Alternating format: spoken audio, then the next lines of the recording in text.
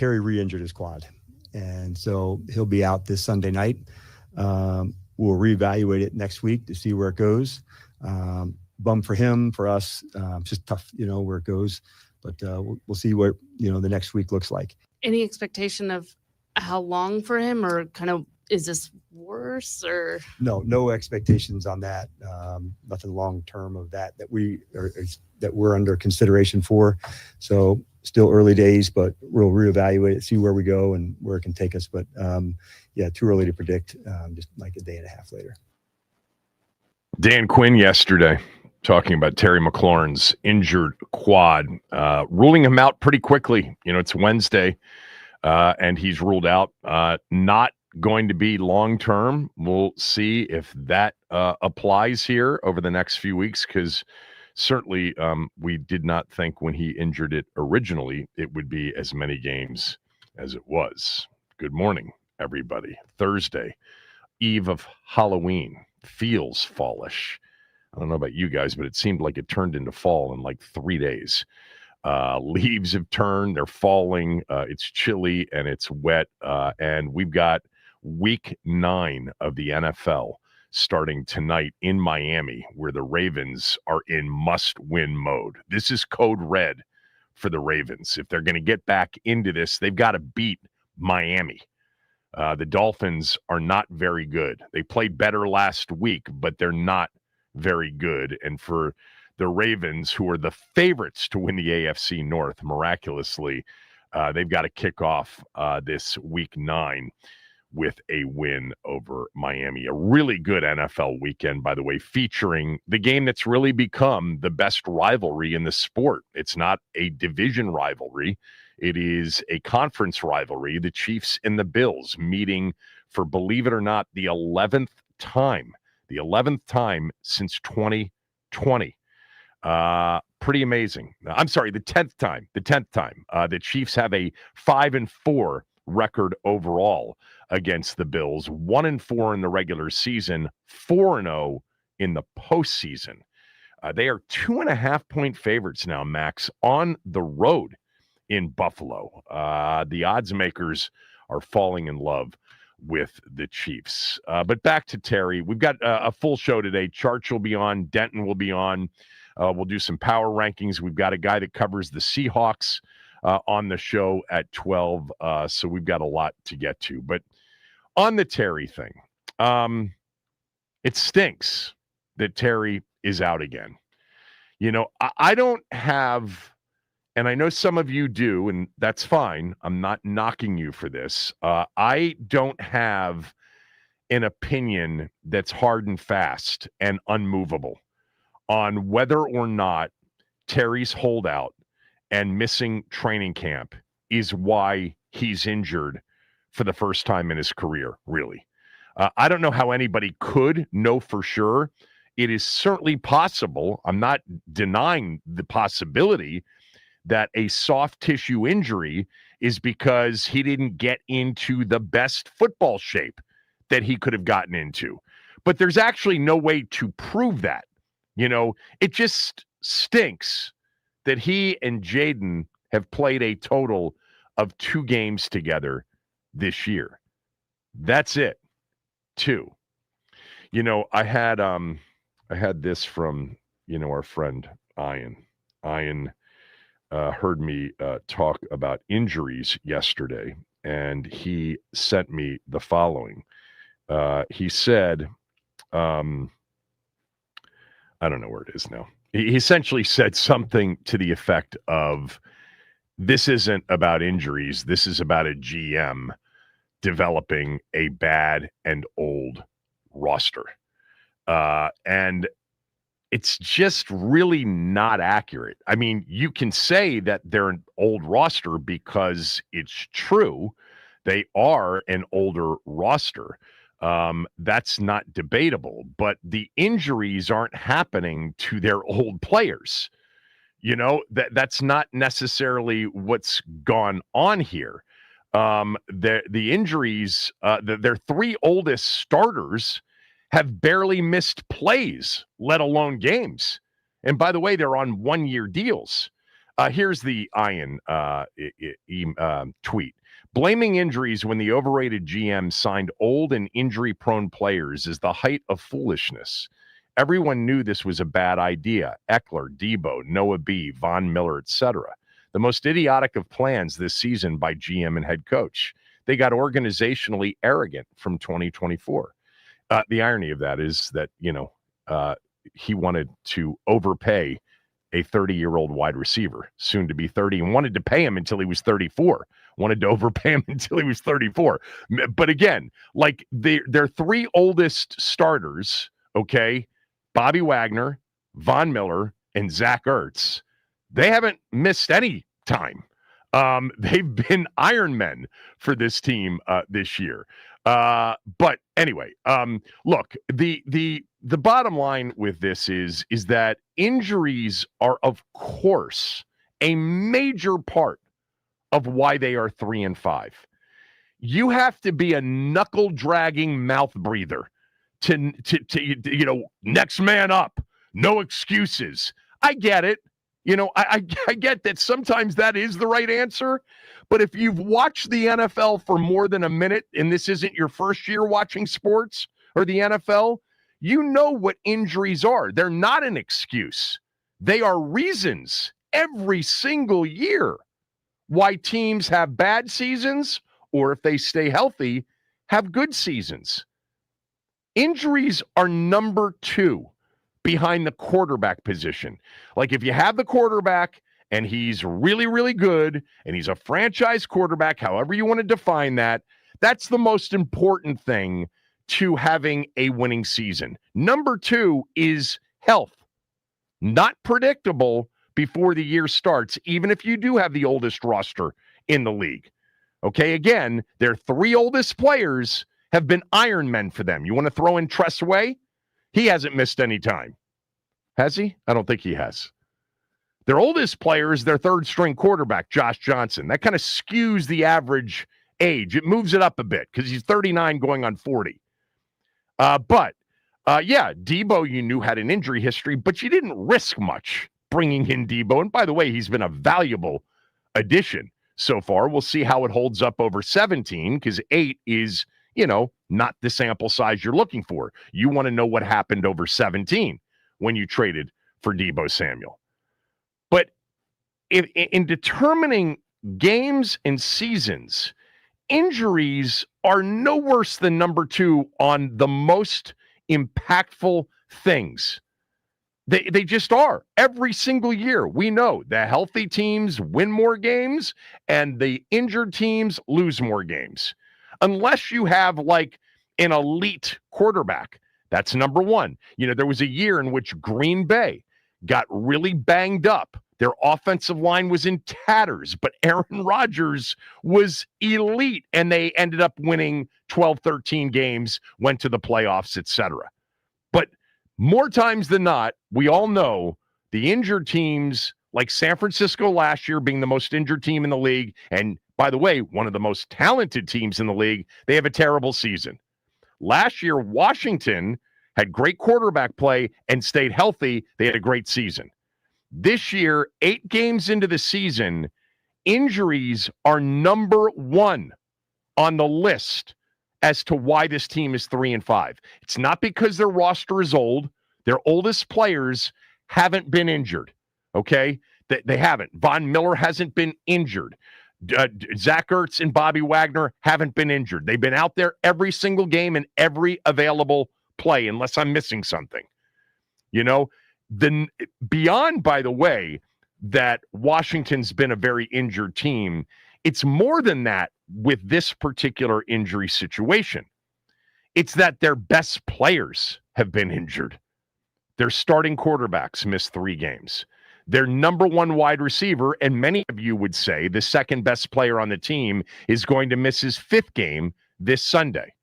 Your best defensive player this year, Dorrance Armstrong, has basically missed 2 games already because he got hurt very early in the Dallas game. And when all is said and done, he'll miss 11 games this year. Your best offensive lineman from last year missed the first 6 games this year. By the way, back to the defense, the other starting defensive end who you brought in because you needed to get bigger and stronger on the edge.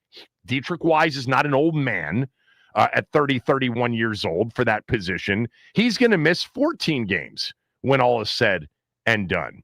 Your next best receivers, if Debo isn't your best, and we'll just, for the purposes of this conversation, so I don't trigger anybody, let's say Debo's the second best receiver. He's missed a game, played injured in another. Yes, Debo was a risk bringing him in, but Debo's not old.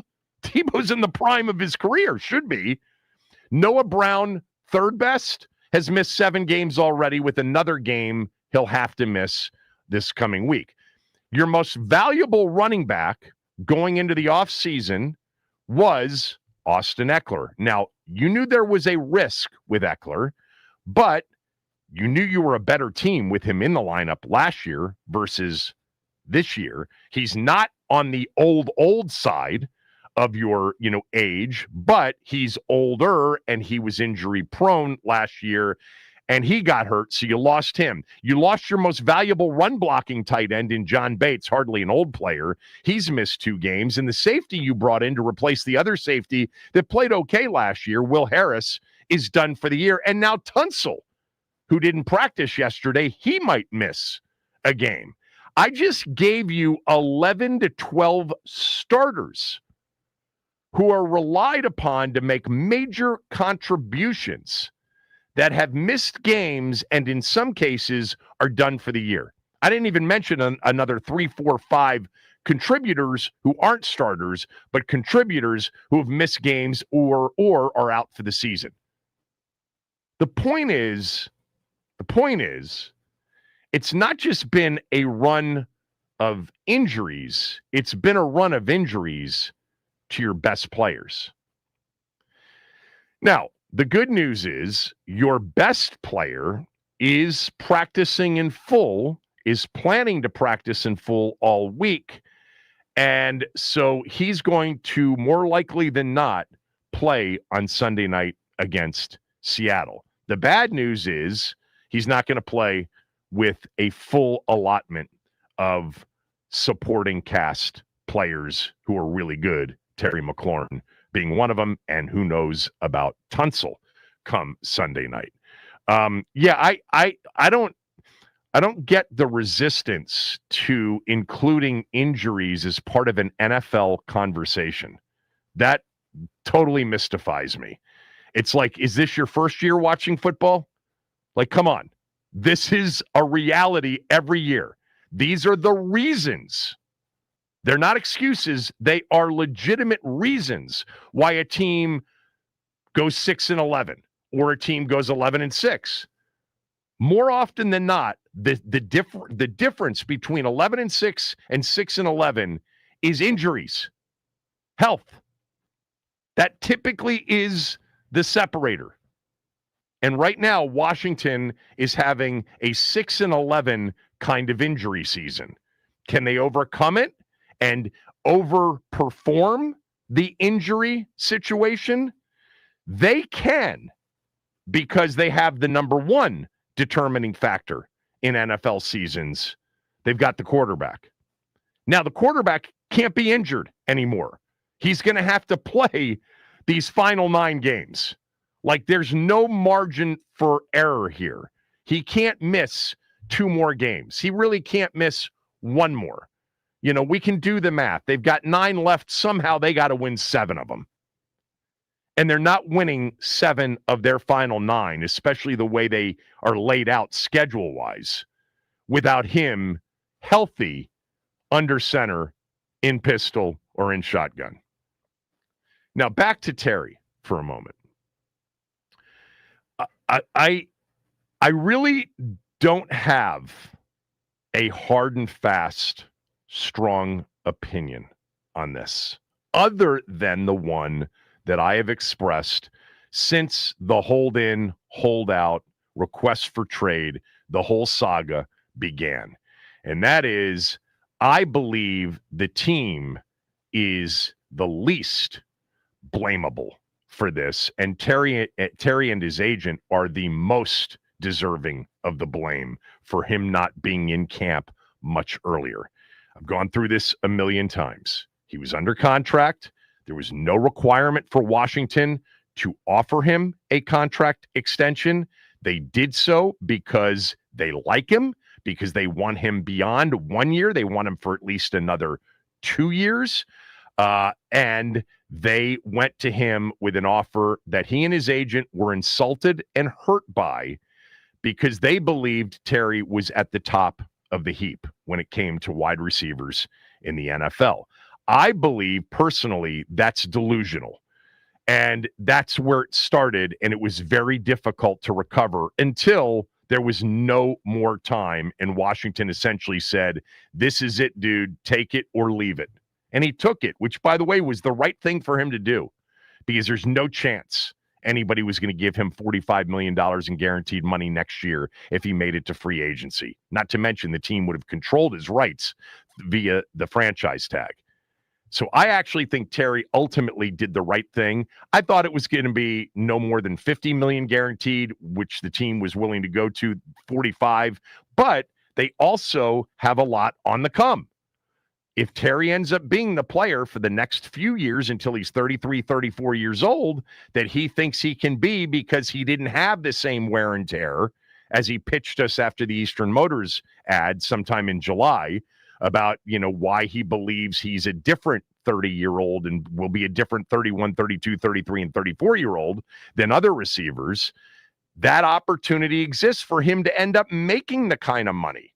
There's a lot on the come there. The team built that into, hey, if you perform, ultimately at 34 years old, if you're still with us, you'll end up getting close to what you wanted. But they were never going to guarantee that, ever, nor should they have. Now, that's my position on that, but that's not what I want to ask you.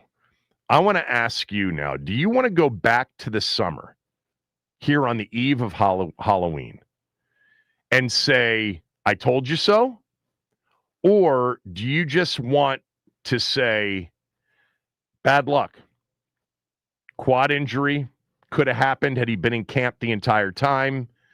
And it just was bad luck that he got injured for the first time in his career. Is this a back to the summer, I told you so moment for you? Because many of you are going to call me and say, I told you so. Let me be clear on this. Paulie, who is one of my all-time favorites, really is, despite the fact that we yell at each other. I love him dearly, and I think he's got a great takes, and I think he's smart, and I always enjoy having him on the show. And I remember this sometime in July. He was the first to say, you know what this is going to lead to if he keeps holding out? And I said, what? And he said, a soft tissue injury. It just seems to happen all the time to the guys that hold out for a long period of time. They never have a healthy season.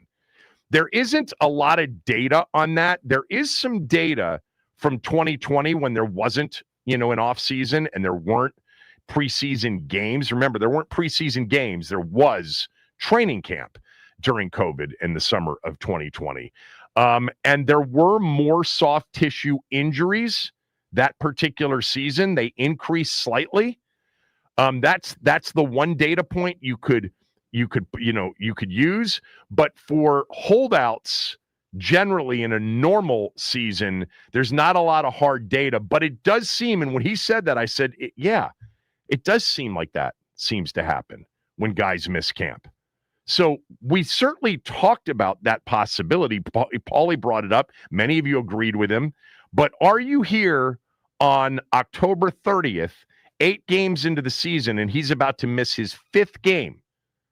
Are you here to say, told you so, and you can elaborate on that? Or it just sucks, it's bad luck, would have happened anyway? 301-230-0980, 301-230-0980. Kevin Sheehan Show on the Team 980 and the team980.com.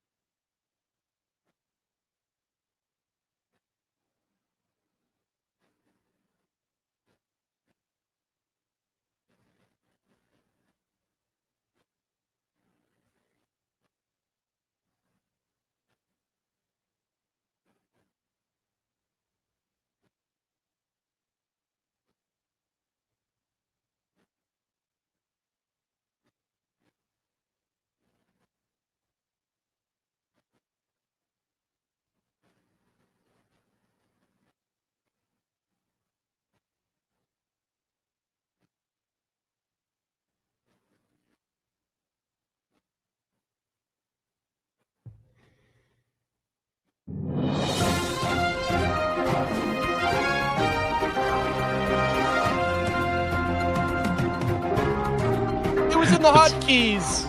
It's fine. It's fine. They are our sister station. Bless their hearts. Jeff Passan, of course, the ESPN baseball lead analyst, with news that the Nats are finalizing a deal to hire Blake Butera as manager. Butera, 33 years old, will be the youngest manager in Major League Baseball in more than 50 years. In 4 seasons as a minor league manager in the Tampa Bay Rays organization, his teams had a 258 and 144 record. Blake Butera, youngest manager in MLB in more than 50 years, hired by the Nats, or they're finalizing a deal. That to go with 35-year-old Paul Taboni, who was hired as the team's head and president of baseball operations. We'll get more into that with people that know who Blake Butera is at some point in the near future. I promise that. All right, 301-230-0980. Terry McLaurin on the verge of missing his 5th game, which is not a great deal for this team now that they are in no margin for error situation here. 7-2, they got to go pretty much the rest of the way. And I think 3 out of the next 4 are crucial to getting there. Is this a situation where you want to say, I told you so, going back to your summer position, or is this just bad luck? This would have happened anyway had Terry been there. My position is this. I have no idea. I don't know how anybody would know. There's no way to prove it. But I know there's more than just an I told you so, or just a run of bad luck in some of your answers. We'll start with our guy, Kevin, in Arlington. Kevin, go ahead. Hey, Kevin, thanks for taking my call. You know, I'm not in an I told you so mode because I believe in this GM. I believe in this TV, and I would have. Kev, we got an issue with your phone. I'm gonna tell Max to put you back on hold because I do want to hear what Kevin has to say, but it's clearly got an issue with his phone. We'll go to our guy G from the shop. G from the shop, what's up? Can you hear me? I got you. Yeah, you know, I'd never say I told you so. Injuries always happen. I done heard Paulie's argument for it, and his argument is saying inactivity or too much activity causes these soft tissues. So he contradicts himself with that. But my thing is, I never cheer to be right about anything injury plagued. And it changes from player to player because everybody ain't the same. It could have happened, but injury, it could have happened if he came to camp. So look at Emmitt Smith. He missed the whole preseason, missed the first 2 whole games, and ran for damn near 1,500 yards that year when he came back. Right. So it differs from player to player. I'm never going to be on the I told you so boat because I never want to root for that type of stuff. And anybody that says I told you so just wants to be right more so than see the success. Yeah, I do think that this moment, though, and really the 4 games that he missed before this week, there is a lot of, well, you know, he should have gotten in early, or the team should have overpaid him and gotten him in early. You know, there's a lot of looking back when you have this kind of a situation because, to be fair, there were people that said this is part of the risk with him missing camp. And he's a crucial player in a season in which you wanted to go for it and needed, you know, him. Thank you, as always, G. Let's go back to Kevin. Apparently the phone line's good to go. Hey, Kevin, sorry about that. No worries. What I would say is, I don't think word it like I told you so, but I would say, given his age, it was predictable. This happens a lot to players who hold out, who are older and miss all that time camp. And I frankly feel, as I think you and I have texted about, I think some of the injuries that have happened are in part because we are so soft in how we practice or don't practice. And I just feel like, you know, football's tackle football and injuries do happen, but I think you have to be prepared for contact. Can I just say one other thing real quickly? Yep. Regarding Ian's points. I think he's got a blind spot there. What I would say is, I think moving forward, yes, we probably need to look at who we're spending our free agency dollars on, not necessarily 1-year deals for guys in their 30s or mid to late 30s, but younger players. I think that's the only thing I would do differently if I were Peters, and I'm imagining they will, but I'm just curious what you think is going to happen, because obviously it's going to be a long shot for us to get to playoffs, and changes will be coming, certainly at defensive coordinator. Yeah, I think that last year was, hey, we don't really know what we have. We got to kind of figure it out. A lot of 1-year deals. They had all of this cap space and more of it coming. They also had, the quarterback to pick, and what was it going to look like? How are they going to build around him? And I think that first year made a lot of sense. I mean, they had so many holes to fill, so many players to get. And by the way, there was another goal simultaneous to putting out a good product. They were trying to change a culture, and a lot of those 1-year deal veterans were to change the culture, which I would argue worked. I think part of that, it was absolutely spot on, and it worked. And those players were significant contributors to the best season in 34 years, which I don't want to give back. Some people think it came too early. This was 100% with what you're saying. Okay. And I really do. All I'm saying is one thing. That is, I wouldn't change a thing we did. I supported everything we did. But I would course correct going forward and how we build the roster. We're going to have to get young. I think they will, don't you? I don't think we're going to just have. Look, here's the problem with the 1-year deals, and we saw it this offseason, is you end up having a lot more. You have to have 90 people on the roster when you start your spring and summer, and so you can't sign everybody to 3, 4, 5-year deals. They did it with a few players, Kinlaw, obviously being one. They took on some contracts like Tunsil's and Lattimore's. And by the way, gave Debo, and they're paying him handsomely for this one season. But yeah, I don't think it's going to be that way. But I don't think we're going to be completely void of 1-year deals. No, and I'm not saying that. I'm just saying I think we need to sign high dollar veterans in free agency who can really make a difference. Last thing, just throwing it out there. Any chance you trade Terry for DJ Moore? Because apparently Moore's on the block. Well, we've talked about this. Now that Terry's under a reasonable deal, a deal that the league probably agrees with, because nobody around the league agreed with what Terry was asking for, he is more tradable, but you can't trade him now. I mean, how are you going to trade him with a quad injury? Well, it's good. I guess he's got a. I don't know. It would just depend on. I'm a DJ Moore fan, but to me, they're kind of equivalent. What'd you say? Something's going on there in Chicago. If they really something's going on here. I'm wondering if there's something's going on here with Terry. Yeah, fair enough. I mean, I don't think it'll happen, but I just think that the injury, whatever the reason that happened, it happened. That's bad. That stinks. The other part of this is the negotiation led to hurt feelings that I don't know if they've been mended yet. Maybe they have. I hope they have. He played very well the other night in his first game back. He did Terry things. He also, is not a major. We got a guy that we have to game plan for. That's never been him. But he is a guy that makes big-time plays as your best wide receiver on this roster. No doubt about that. Yes, all right, Kev. Absolutely. Thanks, Kevin. Yeah, appreciate it. Let's go to Anthony. Anthony, Terry's out again. Is this an I told you so moment you want to go back to, or is it just bad luck? No, it's not a I told you so. Let me just state for the record that I was never a Terry is Jamar Chase or anything like that. My only point in the contract side of it was that he's our version as close as you can get to a Jamar Chase.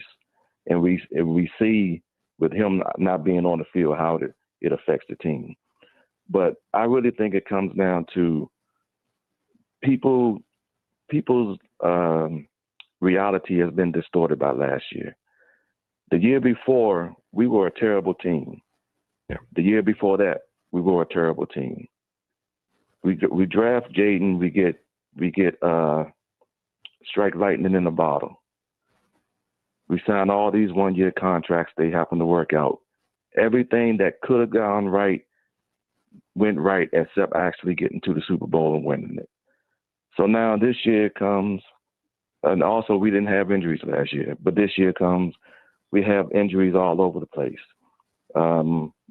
Would Terry being in camp, would his injury not have happened? We don't know. Yeah, there's anecdotal evidence, but we'll never really know. So it's just the flip flop of the seasons. Last year was damn near perfect. This year is the total opposite. That's all there is to it. Right. All right. Appreciate that as always. Let's go to Mike in Culpeper. Mike, go ahead. Hey, thanks, Kevin and Max, for taking my call. Sure. I mean, it's bad luck, man. Like, guys that come through training camp for other teams and go through everything, playing preseason games, they get hurt too. I mean, so I'd like to think that these guys are professionals. So if he was holding out, he was still doing things that he needed to do. He said he was, and I believe him. He's a pro. Right, he's an all pro. So yeah, I just think it's bad luck.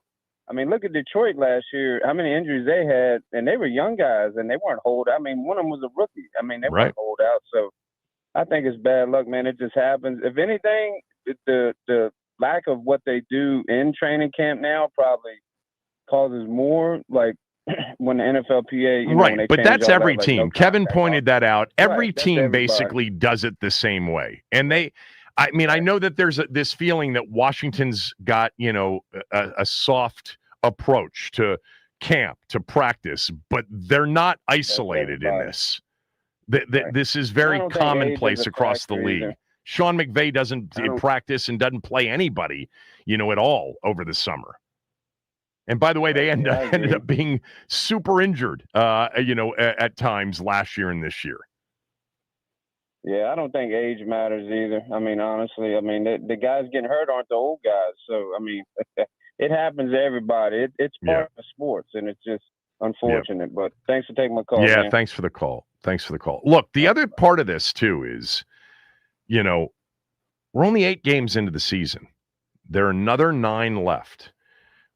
At the end of the 17, we'll be able to look at it and say, did injuries cost them the first half of the season? Yeah, but it doesn't necessarily mean it'll cost them the back half of the season. Now, they do have some critical players that they were counting on and who, by the way, performed at a high level that are done for the year. Dorrance Armstrong being, number one. The loss of Dorrance Armstrong is a devastating loss to them defensively because it's at a position that had already been depleted.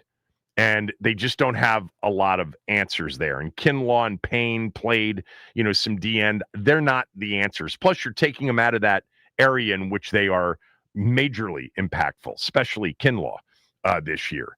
But, yeah, I mean, it doesn't doom you until it dooms you. Like, they are 3-5, I would say, primarily because of the lost games to some of their best players.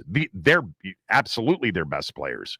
But the last 9, you're going to start the last 9 without one of your best players in Terry, maybe another one without Tunsil. You're already without Dorrance Armstrong. But could you get healthier with who you have? We'll see if it dooms the season completely. It's doomed the first 8 games of it, for sure. Ian just jumped on. We'll jump to Ian because I know he is chomping at the bit here. Champing, whatever it is at the bit to get to this. Go ahead. So you represented my first position correctly, but not the second. Oh, well, correct me, please. I can't go through your War and Peace dissertations on DM. I can't read all of them. Well, okay. So my position on Terry is I agree that he is not a first-team All-Pro player. My position was that when he's asking for an inordinate amount of money You either go with one option. You either pay him that inordinate amount of money. You say, no, you're under contract. We will not discuss anything until the end of the season, or you trade him. You couldn't trade him. You do understand that. We've talked about this before. You know why they couldn't trade him, right? I understand, but no one else would pay him what he wanted. So they would have been stuck with the exact same situation. So he was untradeable. By the way, I don't think the team ever considered it.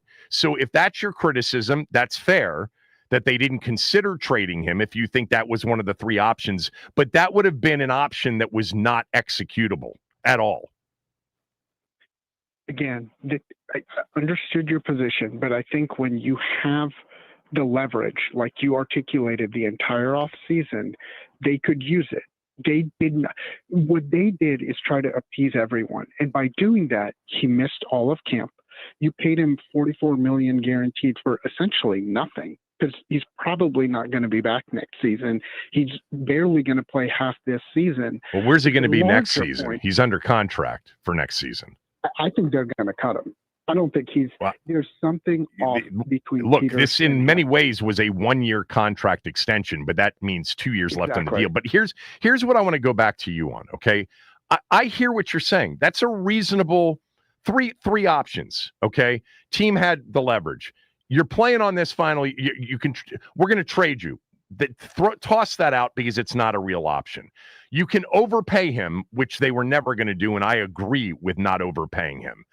And your third option is to just get really tough with him and say, sorry, we're not talking contract extension. You've got a year left. Let's play that one out. How does that end? Do you think that he just says, okay, or do you think he holds out? I don't think he holds out because he doesn't have anywhere to go. We saw this he with definitely Le'Veon would have Bell. held out, in my opinion.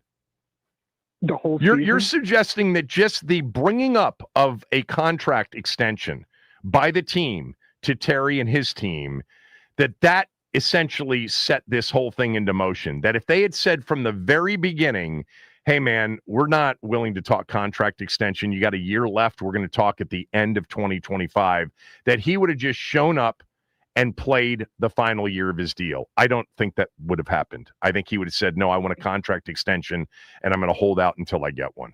That's what I think would have happened. But again, we saw this with Le'Veon Bell. You never get that money back. Right. You can only hold out for so long. But going back to the higher level point, the 10,000-foot view of what's happened with this team. So, again, I understand that they only gave Debo or San Fran a fifth. By the way, real quickly, I don't want to lose this thought. You're right. Eventually, he would have come in, but it still would have cost them the summer with him. That's my point. Go ahead. Okay. That's fair. But what I'm saying is whether it's Debo, Austin Eckler, Noah Brown, like you said, reading from my text, those are all players that you expected to be key contributors that you know have prolonged and prolific injury history. Debo Samuel has been injured every year. But Austin their injury Eckler problem isn't an old person problem. That's the way you presented it. Okay.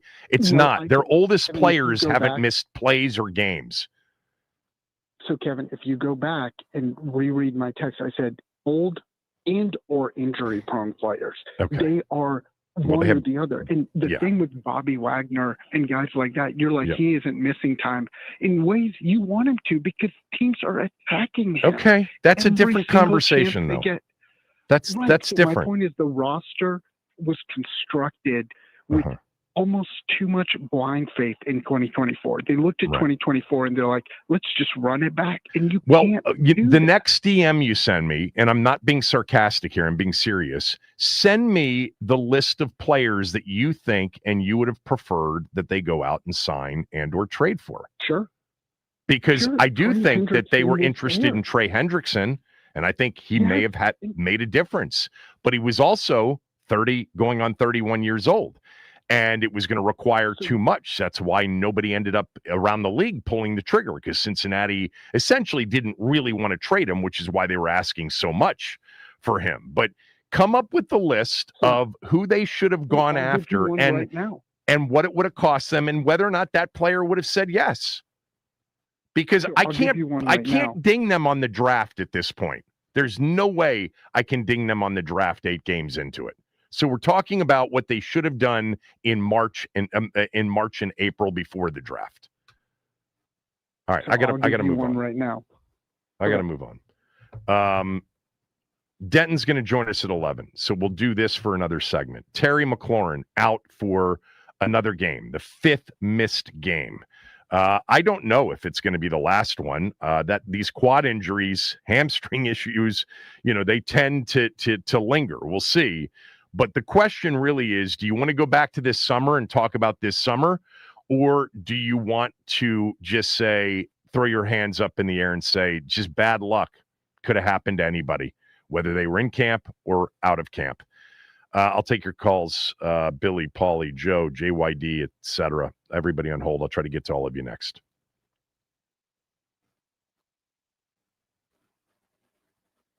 All right, some breaking news out of Nats Park. According to Jeff Passan, the Nationals are finalizing a deal to hire Blake Butera as their new manager. The 33-year-old will be the youngest manager in the MLB in over 50 years, since Frank Calici was hired by the Twins in 1972. In Butera's time as manager in the Rays minor league affiliates, he's posted a record of 258 and 144. Staying with baseball, the World Series Game 5 wrapped up last night, and this one in a timely fashion thanks to Trey Savage and his 12 strikeouts through 7 innings pitched. 8 out of 10 Blue Jays recorded a hit in the game to lead themselves to a 6-1 win, and they take a 3-2 series lead heading back to Toronto. To college football, where the governor of Louisiana has stepped in to inform the public that LSU athletic director Scott Woodward will not be involved in the decision to hire their next head coach. He told reporters that there will be a committee selected by the LSU Board of Supervisors, but again, Scott Woodward will not be part of it if the governor has his way. Tonight, got the Wizards. They're taking on the Oklahoma City Thunder tonight. Ball tip at 8 p.m. That is scheduled on 106.7 The Fan. And this update is sponsored by the Team 980 YouTube page. Just open the app, type in the Team 980, hit subscribe. Kevin Sheehan is live every day from 10 to 1. You can catch Denton's office throughout all football season. Don't forget to hit the like button whenever you do decide to join us, and turn on notifications to stay up to date on all things DC sports. And that is what's trending.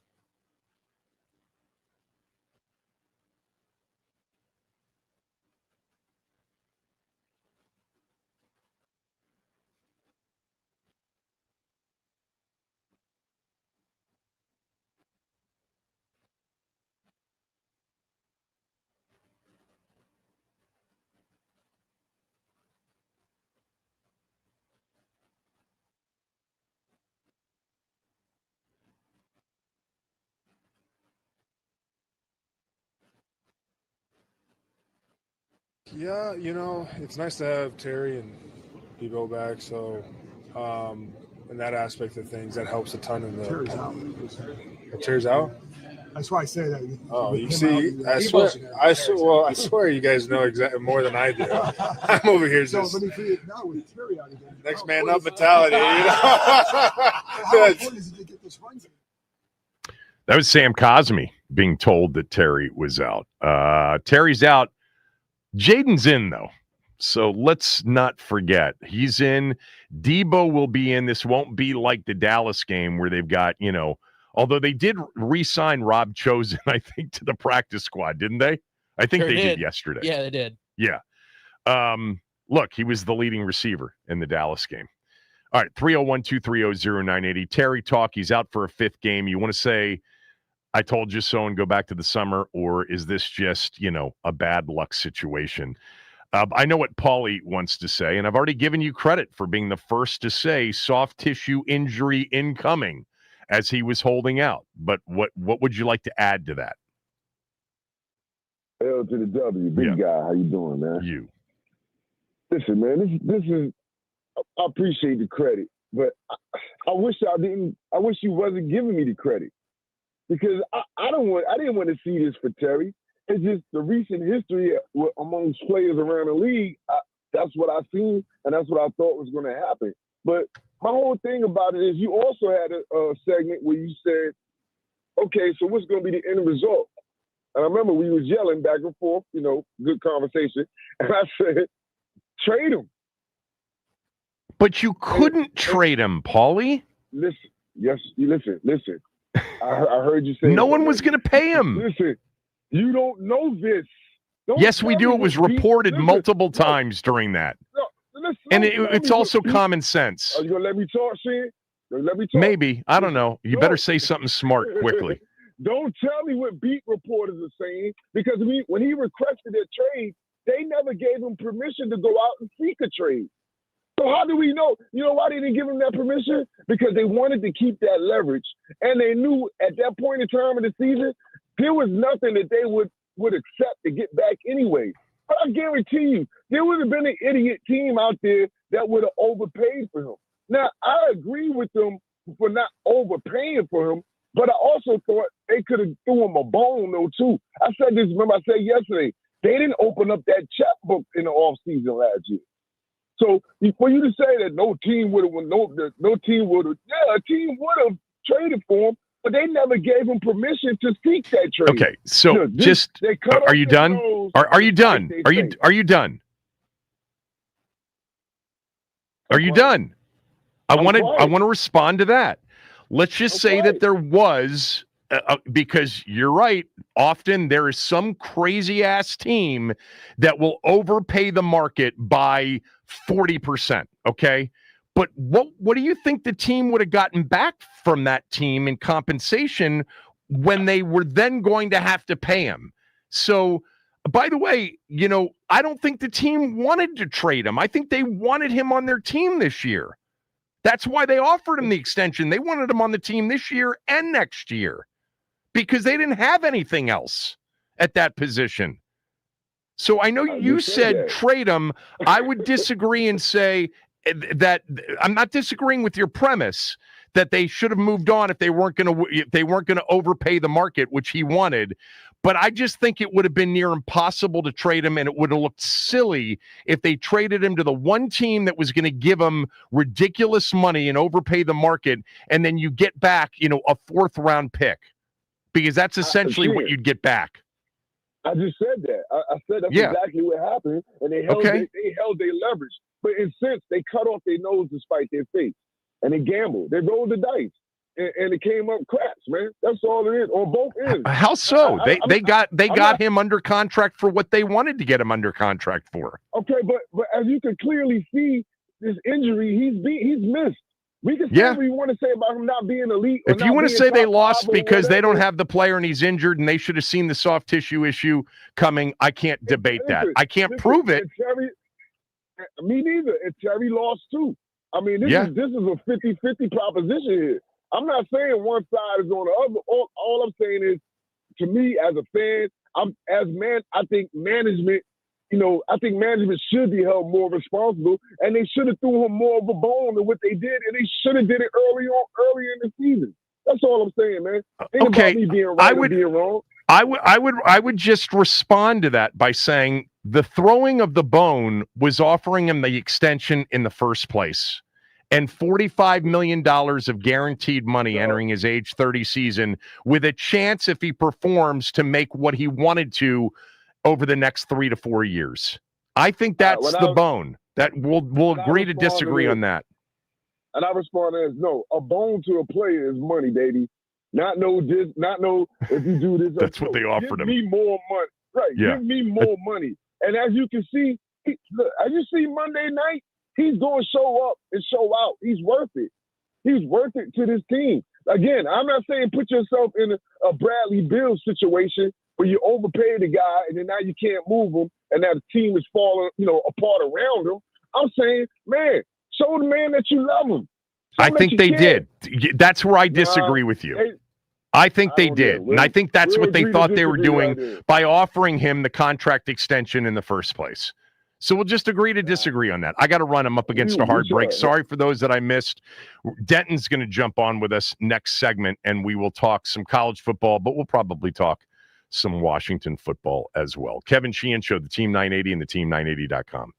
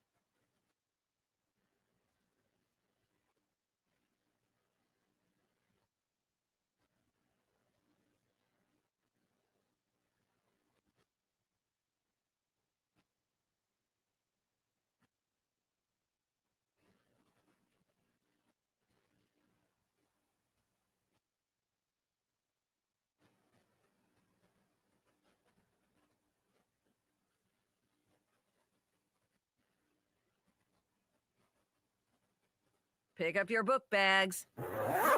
Grab your notebooks. It's time to go on campus with Denton. Hey, give me my theme music.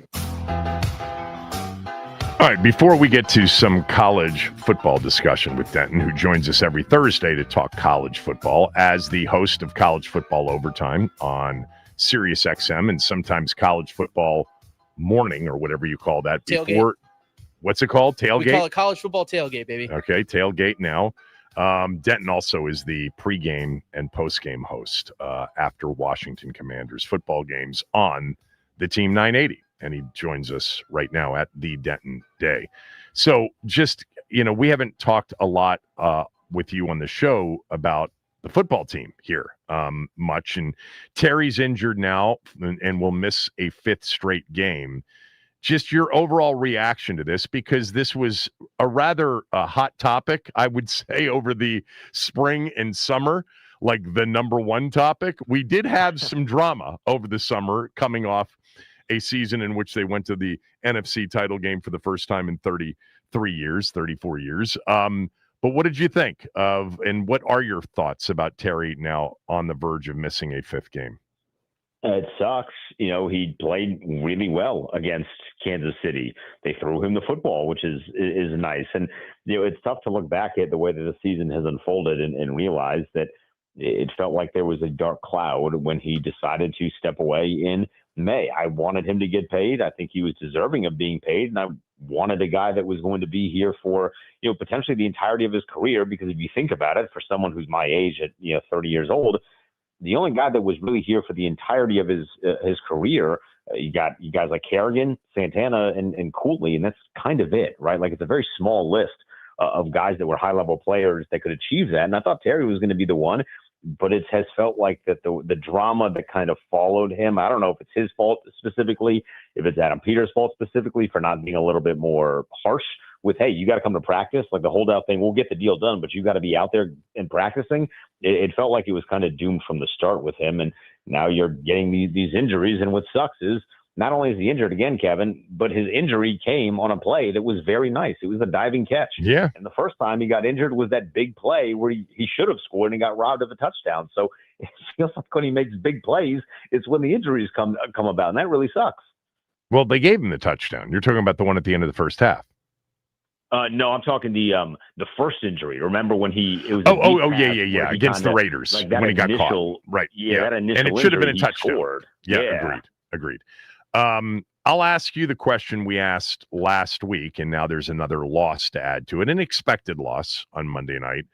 Do you think the season is salvageable? And by salvageable, I mean in contention until the final week of the season to be in the postseason at the very least.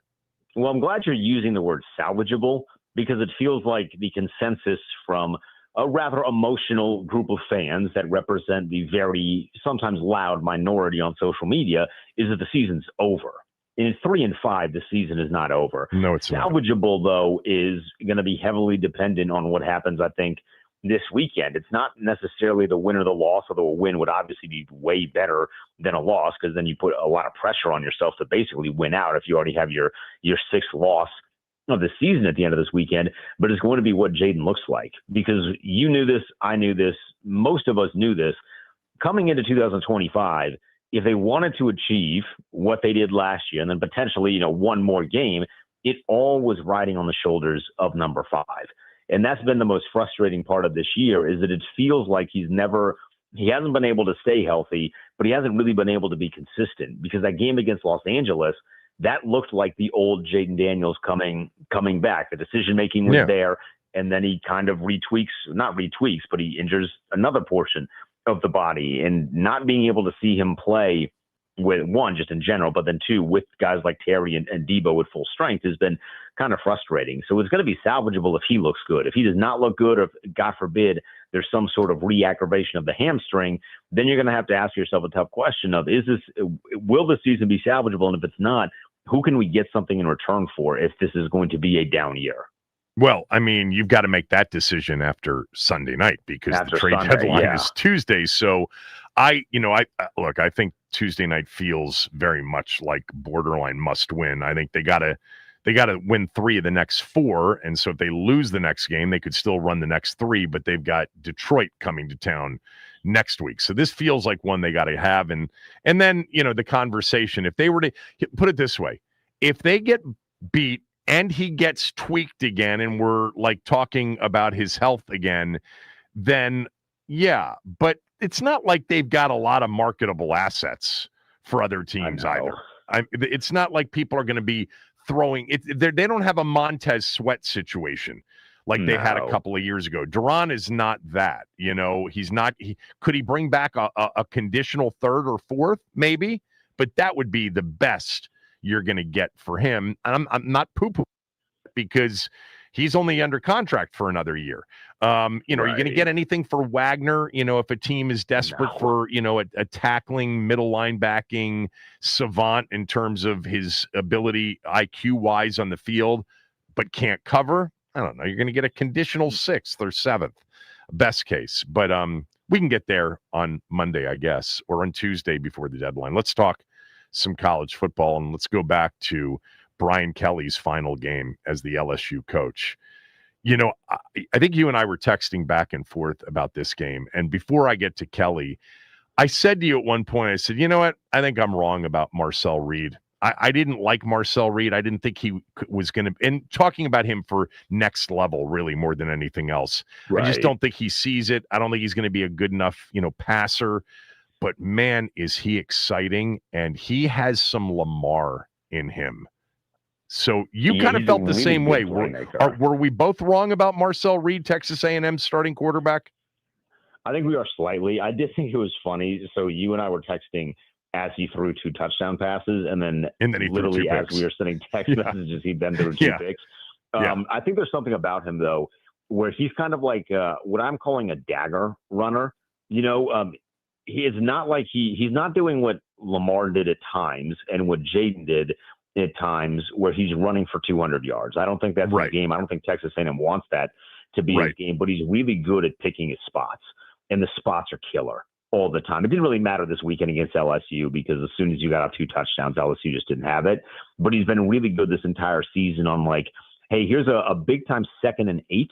If we can stop him and maybe hold him to 3rd and 8, we might have something going here. And then he picks up on 2nd and 8, he picks up 12 yards with his legs. It's a new set of downs. They're all of a sudden in field goal range, and then they just keep it moving. So he's really good in those spots. There are still some limitations as a passer, and I'm excited to see what he's going to look like. Like, you want to talk about the next level, and I know most people think of that as the NFL. I'm excited to see what he looks like in the next level in the college football playoff, because there's a different kind of feel around that, and there's a different pressure that comes with that. Hell, I want to see what he's going to look like in the SEC championship game, because at this point, it sure feels like Texas A&M is going to get there. I think he's a really fun player to watch. And by the way, that Texas A&M, Mike Elko's done himself a hell of a job. Yeah, I know he's rumored with a certain amount of openings. I know Penn State is interested. Penn State's going to lose out on him because he's not walking away from this team right now. He's done a hell of a job.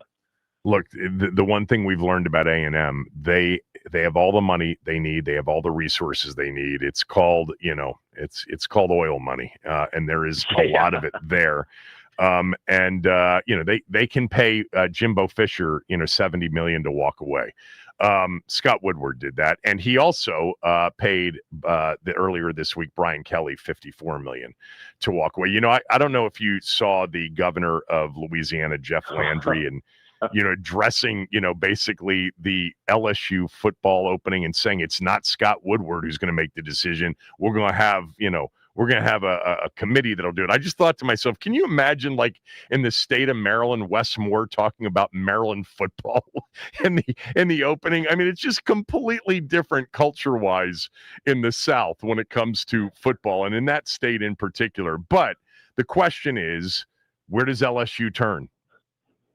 Could you imagine Josh Harris is like, hey, Muriel Bowser, who do you want as the next head coach for the Commanders? I mean, the Louisiana governor is such a dope. I mean, just listening to that felt like I was in. Oh well, I love the Louisiana, accent though. It's the best. But go ahead.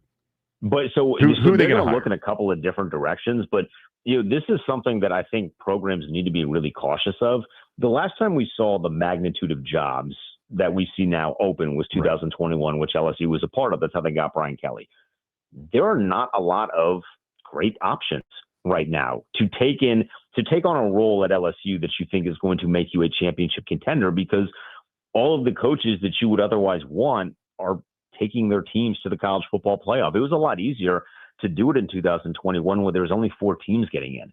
But now that there's 12, like Mike Elko, Penn State wants Mike Elko. He's not leaving Texas A&M in the midst of a playoff run to go take that job. If LSU wanted to do something hilarious and call up Marcus Freeman, well, they're in the midst of a college football playoff run right now. He's not going to leave Notre Dame to come take that job. So you're losing out on what would otherwise be very, very highly touted candidates because you need to get them in before a certain point so you can then maximize the transfer portal window that opens in mid to late December. So there's a lot of factors with the now 12-team playoff that I think are hindering a lot of these programs. And I think if you haven't fired a coach already, but you're maybe a little displeased, Florida State's an example, Wisconsin's an example of this, potentially Auburn with Hugh Freeze, you need to pump the brakes a little bit because there's already three massive sharks in the pond. You're going to get the scraps of what Penn State, Florida, and LSU are going after. I know they want Lane Kiffin. I think everybody wants Lane Kiffin at the moment. But again, I don't think he's walking away from a college football playoff team. And on top of that, I do think Mississippi can now give him the amount of money that he might look for to stay there. And then it becomes an arms race between LSU and Florida for, potentially Eli Drinkowitz, or can you coax one of the guys on television out of retirement and come and coach for your program, which I don't think Saban has any interest, and I don't think Urban Meyer has any interest. Yeah, the sport has just changed so much, in the last few years. It's just completely different. Obviously NIL, salary cap, all of that, but the 12-team playoff there's been an evening of the field more than I think anybody, and maybe Saban saw this coming, which is why, he hung it up and probably doesn't want to get back into it. That's why I think Lane Kiffin, look, if you've ever been to Oxford, the Grove is special, but the stadium is not. It holds Right. 60,000. It's not Death Valley at night. It's not the Swamp. And Lane Kiffin knows that. So there is a difference between Ole Miss and LSU in Florida, but can he consistently produce a playoff team at Ole Miss? I think he can. Yeah, it's going to be interesting. Let's talk games. So I want to start with the game in College Park on Saturday. Maryland's welcoming in to College Park the number 2 team in America, coached by Curt Cignetti, who had very nice things to say about Maryland, even talked about how good their short snapper and long snapper are. He was very complimentary of the Terps, which, by the way, I've said this to you, and I've said it a couple of times. I actually think this is one of Lox's, if not his best team overall. They're very good on defense, and they can't run the football, which is their biggest detriment, but they protect the quarterback, which is amazing. When you can't run the football and you've got a freshman quarterback and he's been sacked the least number of times of any quarterback in the country, that's pretty impressive. But I give Maryland a shot to definitely cover the 3 touchdowns. They're 21.5-point dogs. I give them a shot to hang in there against Indiana. What do you say? I would look at maybe a first half cover if you want to talk gambling. Indiana's on a warpath this year. And, I don't know that Cignetti has addressed this. They are trying to score as many points as possible. What they did to UCLA last week, what they've done to Illinois, I do believe that at a certain point, they're going to start pulling Mendoza earlier. Because what you want to avoid is what Alabama dealt with a couple of years ago, where they had Tua in a game. It was still early, but they were up like 35-0 against, I think it was Mississippi State or something like that. Yeah. They were up like 35 points, and they still had him in the football game. He gets tackled, and it was the tackle that really screwed his hip up that kind of caused his draft stock to, I say plummet. He was still drafted number 5, but it was the hip that everybody was so worried about. It's why Tua was not on the board for the then, I think they were the Washington football team then. It was why Ron Rivera took Tua off the board, is because they didn't know what the hip was going to be like. So I do think you'll see Indiana start to pull their starters a little bit earlier in games, which could then lend you to Maryland covering that 21.5. But okay. The covering. So I actually think that this is going to be the best defense that Indiana's faced since Iowa, and they trailed at Kinnick in the 4th quarter against Iowa.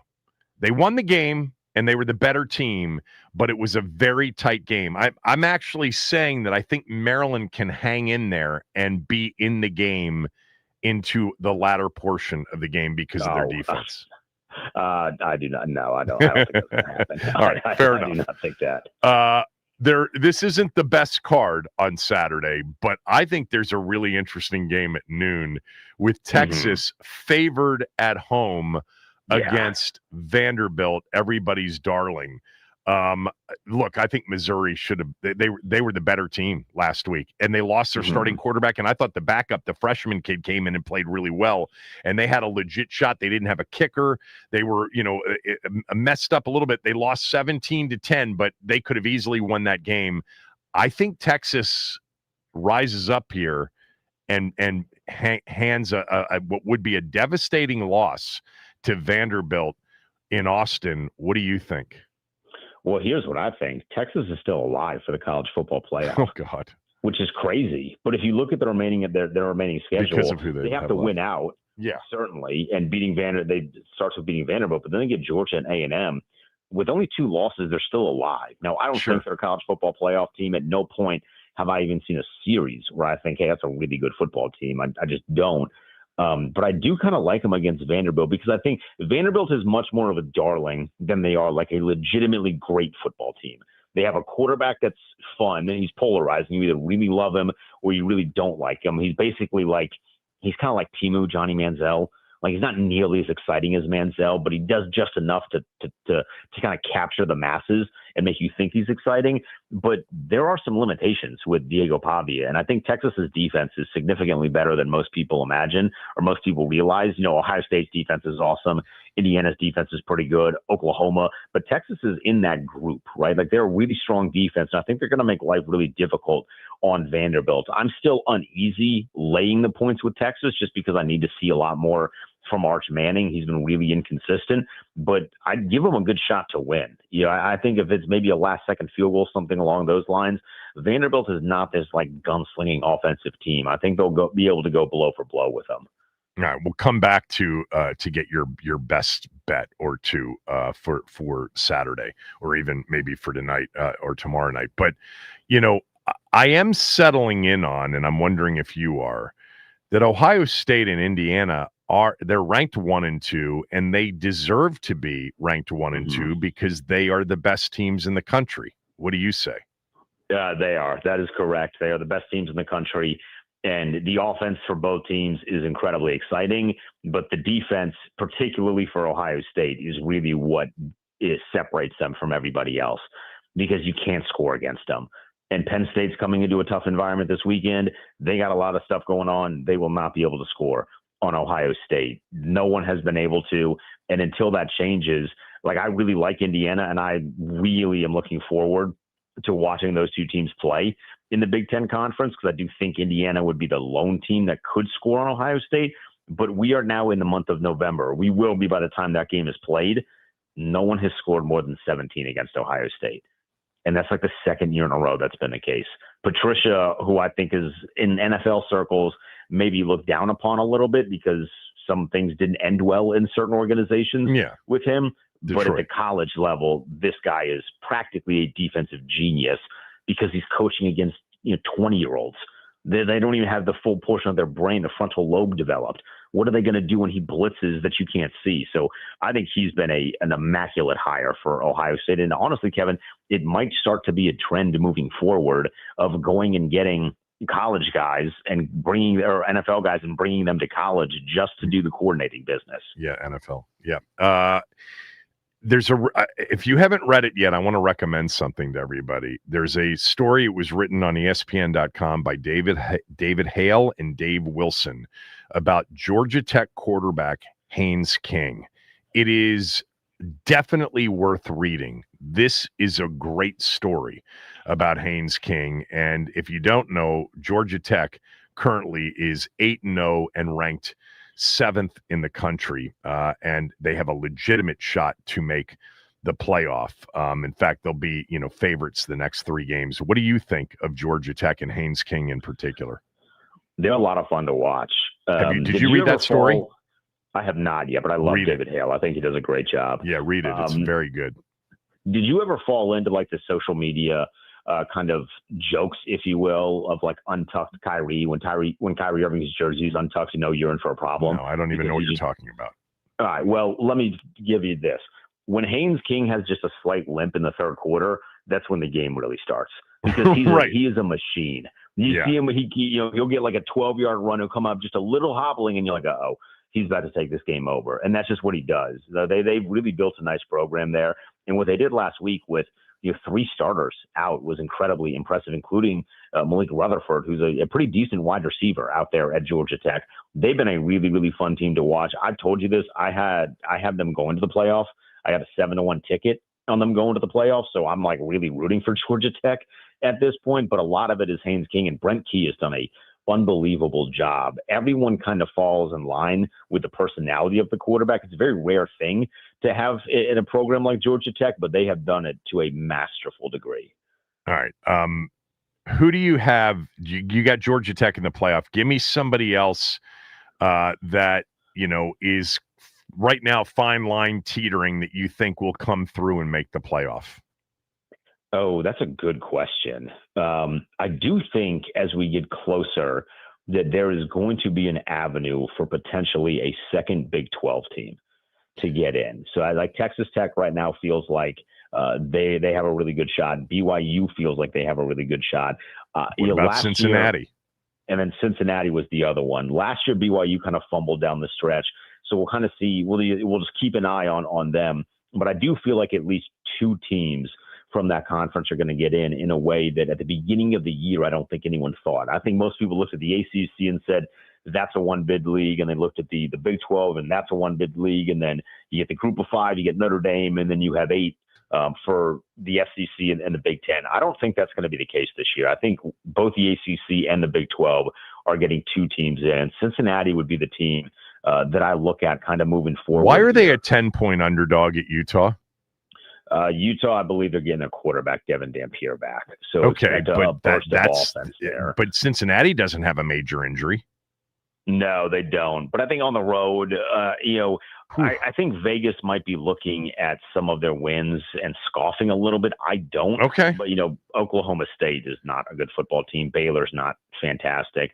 But they do play BYU later in the month of November. So that's going to be a really, really important game, especially if Cincinnati is able to beat Utah this weekend. All right, I got 30 seconds. Give me your best plays. Best plays. Oh God, I'm not going to do the Texas thing. I want to do the Texas thing. I'm not going to do the Texas thing. I think Ohio State's going to cover the 20.5. That's a big number that I don't love, but I think they're better than Penn State. Penn State is not going to score. I kind of like Houston to lay 12.5 against West Virginia. My wife's a West Virginia grad, but she's not sitting next to me, so it's okay. I can make that play. And I like Georgia to lay 7.5. I'm kind of coming around to Georgia. You want to talk about coming around to Marcel Reed? Gunnar Stockton might actually be kind of good. So I'm coming around.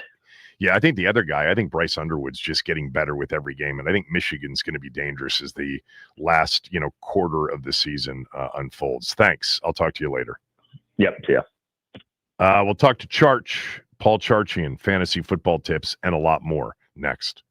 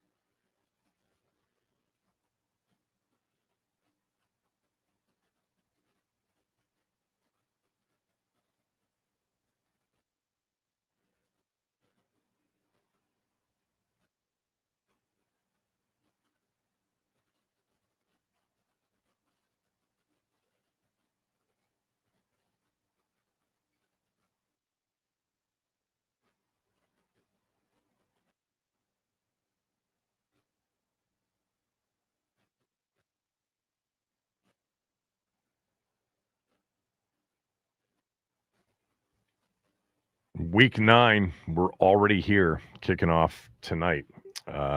Miami hosting Baltimore. Baltimore's a 7.5-point favorite. Lamar is back, and the Ravens now are in pretty much must-win mode for a while to try to get themselves back in it, even though they are, believe it or not, the favorite.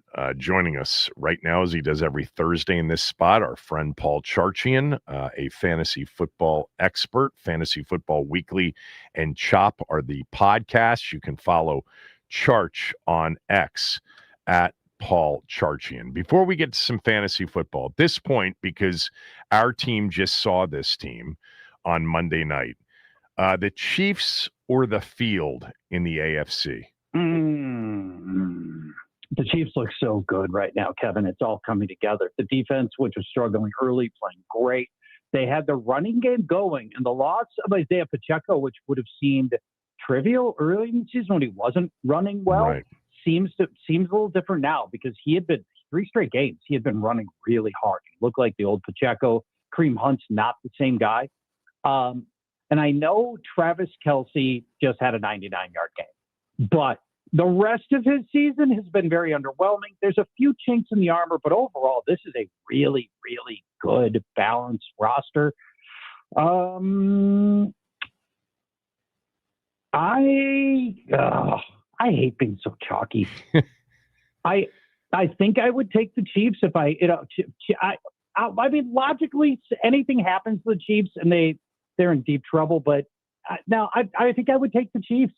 I don't see a team that would go into Kansas City and beat the Chiefs. Well, they might not have to go into Arrowhead, but we've already seen them prove they can do it away from Arrowhead. Yeah, they did in Buffalo last year. Yeah.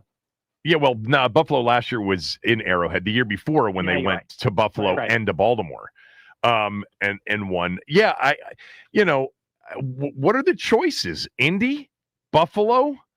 I mean, Buffalo can't beat them in the postseason. They're 0-4. I think I would take the Chiefs. Not. Yeah, I would take the Chiefs. Denver is interesting because the defense is so It's good. excellent. That at that point, maybe the Broncos just beat teams on defense. But Kansas City's defense isn't that far off of Denver, and they've got a better offense. So, yeah, it's a great talker. I think I'll take the Chiefs over the field in the AFC. And I am in many ways contradicting something that I talked about early in the show, which is I have a personal issue with those people that say, stop talking about injuries, stop making excuses, man up, next guy up. I'm like, is this your first football season watching? Because injuries are basically the biggest determining factor of seasons other than the quarterback position. And to take one team versus the field is somewhat contradictory to that. Not at week 8, week 9, entering week 9, but for a season, you almost can't do that because, you're putting all of your eggs into the basket of that team remaining healthy. Right. Look at Cincinnati. I'll give you 2 examples. Cincinnati, if you just want to isolate the quarterback position, if Joe Burrow were healthy, that would not be a 3-win operation. They'd probably have 2 more wins, and they'd be sitting at 5-3. And we talk about them as one of the better teams in the AFC. Other side of the coin, the 49ers, devastated by injury. That team is, they're rolling into games with half their starters, and they managed to get themselves to 5-3, which is awfully impressive, and I think a little underappreciated because of the mentality you just mentioned. This sort of next man up. It shouldn't matter that they don't have Fred Warner, their starting quarterback, or any starting receivers. You should just find a way. And the NFL just doesn't work that way. I think what San Francisco's done to get to 5-3. No, it's the aberration. Yeah, it is. Look, in last year, devastated by injuries, 6-11, and there's a long way to go in this season for them. But to your point, I mean, they've done because they just have a culture. They've got a coaching staff. They've done a great job. Now, the good teams that they have faced, other than the Rams, which was a stunning upset, they've struggled with. So. They got hammered by Houston. That score was not reflective of how dominant Houston was in that game. By the way, I had yesterday on the show. One of my favorite guests to talk NFL with, Eric Edholm from NFL Network, and I said, give me a team off the radar that you think, ends up making a big run here as we, enter the second half of the season? And I had an answer in mind. I'll ask you the same question. Is there somebody off the radar right now that you think has a chance to make a big run in the second half of the season? Ravens would be an obvious choice. They're a 2-win operation now, but keep in mind, they were missing their entire secondary for most of the first half, almost every game up until last week, and then they throttled Caleb Williams to the point that Bears fans are seriously questioning the NFL viability of their quarterback, although they always have, but even more so now. And the Ravens get back Lamar Jackson. So I feel like that's the easy answer for an off-radar team as a 2-win team that obviously has the pedigree, the coaching staff, a returning quarterback. Everything seems lined up for Baltimore to flip the script in the second half. Who do you? I think that's obviously a good answer because of the division in particular and their schedule and still having 2 against the Steelers and 2 against the Bengals, etc. But I think a legit good team right now, and they're going to start to prove it, and they did last week, is Houston. I think it might be the best defense in the NFL, not named Cleveland. And I like Stroud. Am I the only person? I think last year was about his offensive line more than anything else. He actually played well. Remember, they won the division and they won a playoff game in his so-called sophomore slump season. I think Houston's very dangerous. Houston's defense is really good, and against the pass, they're probably the best in the league, second to Denver against the pass. And they're competent against the run as well. But here's why I don't think Houston can make the run. The offensive line is still terrible. It's bad still. Last in run block win rate. They rank 28th in pass block win rate. And, Stroud can only do so much. And I feel like there's been a no small degree, and I think we touched on this a little bit last week, of GM malpractice that they found a franchise quarterback and then spent 2 years with the worst offensive line in football. I mean, when you find your franchise quarterback, for the love of God, if you only accomplish one thing in the next years, it should be to protect that quarterback and keep him upright. And they have not done that. Well, they traded their best offensive lineman to a team that did have protecting their young quarterback in mind. Correct. Exactly. But our quarterback has been hurt. Yeah, right. It's no fault of his, by the way. But it's the other things too, besides just the injury risk. But can I just have 2.8 seconds in the pocket to throw a ball? And you've got Nico Collins, you've got great targets they're working on. And you didn't have Nico Collins last week. Nope, and it didn't need him as it turned out because San Francisco was just so injury ravaged. It finally came to roost. But fascinating game coming up. Broncos, Texans. So you've got really interesting. It is the number 1 and number 2 pass defenses in the NFL going up against each other. Both teams coming off easy wins in which their quarterbacks look great. Bo Nix looked terrific, 4 touchdowns. You mentioned C.J. Stroud. Now these teams get just put into a blender where everything that had been easy for them for a couple of weeks is going to be much, much harder. And a fascinating, and this is getting super nerdy, I'm sorry, fascinating matchup with Nico Collins in particular, because Patrick Surtain is out for this game. Obviously, huge loss for Denver. Nico Collins, one of the great receivers in the league. He's going to go up a lot against Riley Moss. Now, I know most of your listeners don't know or care who Riley Moss is, but he's a fascinating cornerback because he is the most targeted cornerback in the NFL because nobody wants to throw at Patrick Surtain side of the field, so they're always throwing at Riley Moss, most targeted cornerback. But get this. He also has the lowest completion rate of any cornerback. 45% of the passes thrown at Riley Moss are completed.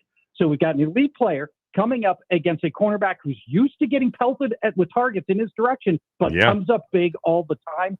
That is a nerdy charge matchup right there. That is. The thing that I kind of like about the matchup for Houston is that Denver basically got the Texas defensive sieve last week, and now it's a brick wall. I mean, there are no holes that they and it's on the road. That's a huge game in the AFC, believe it or not. And I think it could come simultaneously with maybe the Colts, maybe they struggle, but they shouldn't against the Pittsburgh defense. What happened to the Steelers defense? We said at the beginning of the year, and I was a Rodgers believer in this season because I didn't think he was bad last year. And I'm like, okay, well, now he's going to have a team and a culture, and they've got, this defensive, $179 million invested defense. Their defense is pathetic. What happened to it? Pass defense in particular, right? Losing Minka Fitzpatrick did not help. Get this, they have allowed multiple passing touchdowns in 5 of the last 6 games. The only guy who didn't give up multiples was Dylan Gabriel, who doesn't do that. Right. And 3 of the last 4 opposing quarterbacks have topped 342 yards. That's the low water mark. Again, Dylan Gabriel didn't do that. Everybody else is doing it. It's all about a pass defense that is it's turned really old before our eyes. That is a slow-looking team. You watch that team, you're like, man, they can't keep up. Teams are getting behind them for deep plays. It's not the Pittsburgh defense that we're used to seeing, that's for sure. And if the stats all bear it out, and now it's turned into, from a fantasy standpoint, game on when you're playing the Steelers. That is, Darius Slay looks old. Jalen Ramsey's looking old. It's game on for those players, and we're prioritizing players playing against the Steelers this time. Yeah, I mean, it's just, the AFC North with 3 horrendous defensive teams. Baltimore's because of injuries, obviously. Again, injuries do matter.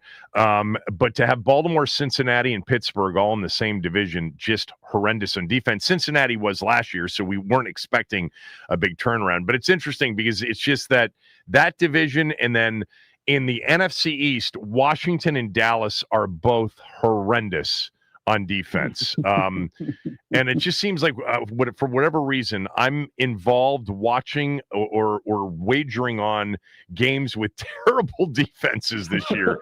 Seems like we've got an outbreak of some bad defense. What about tonight?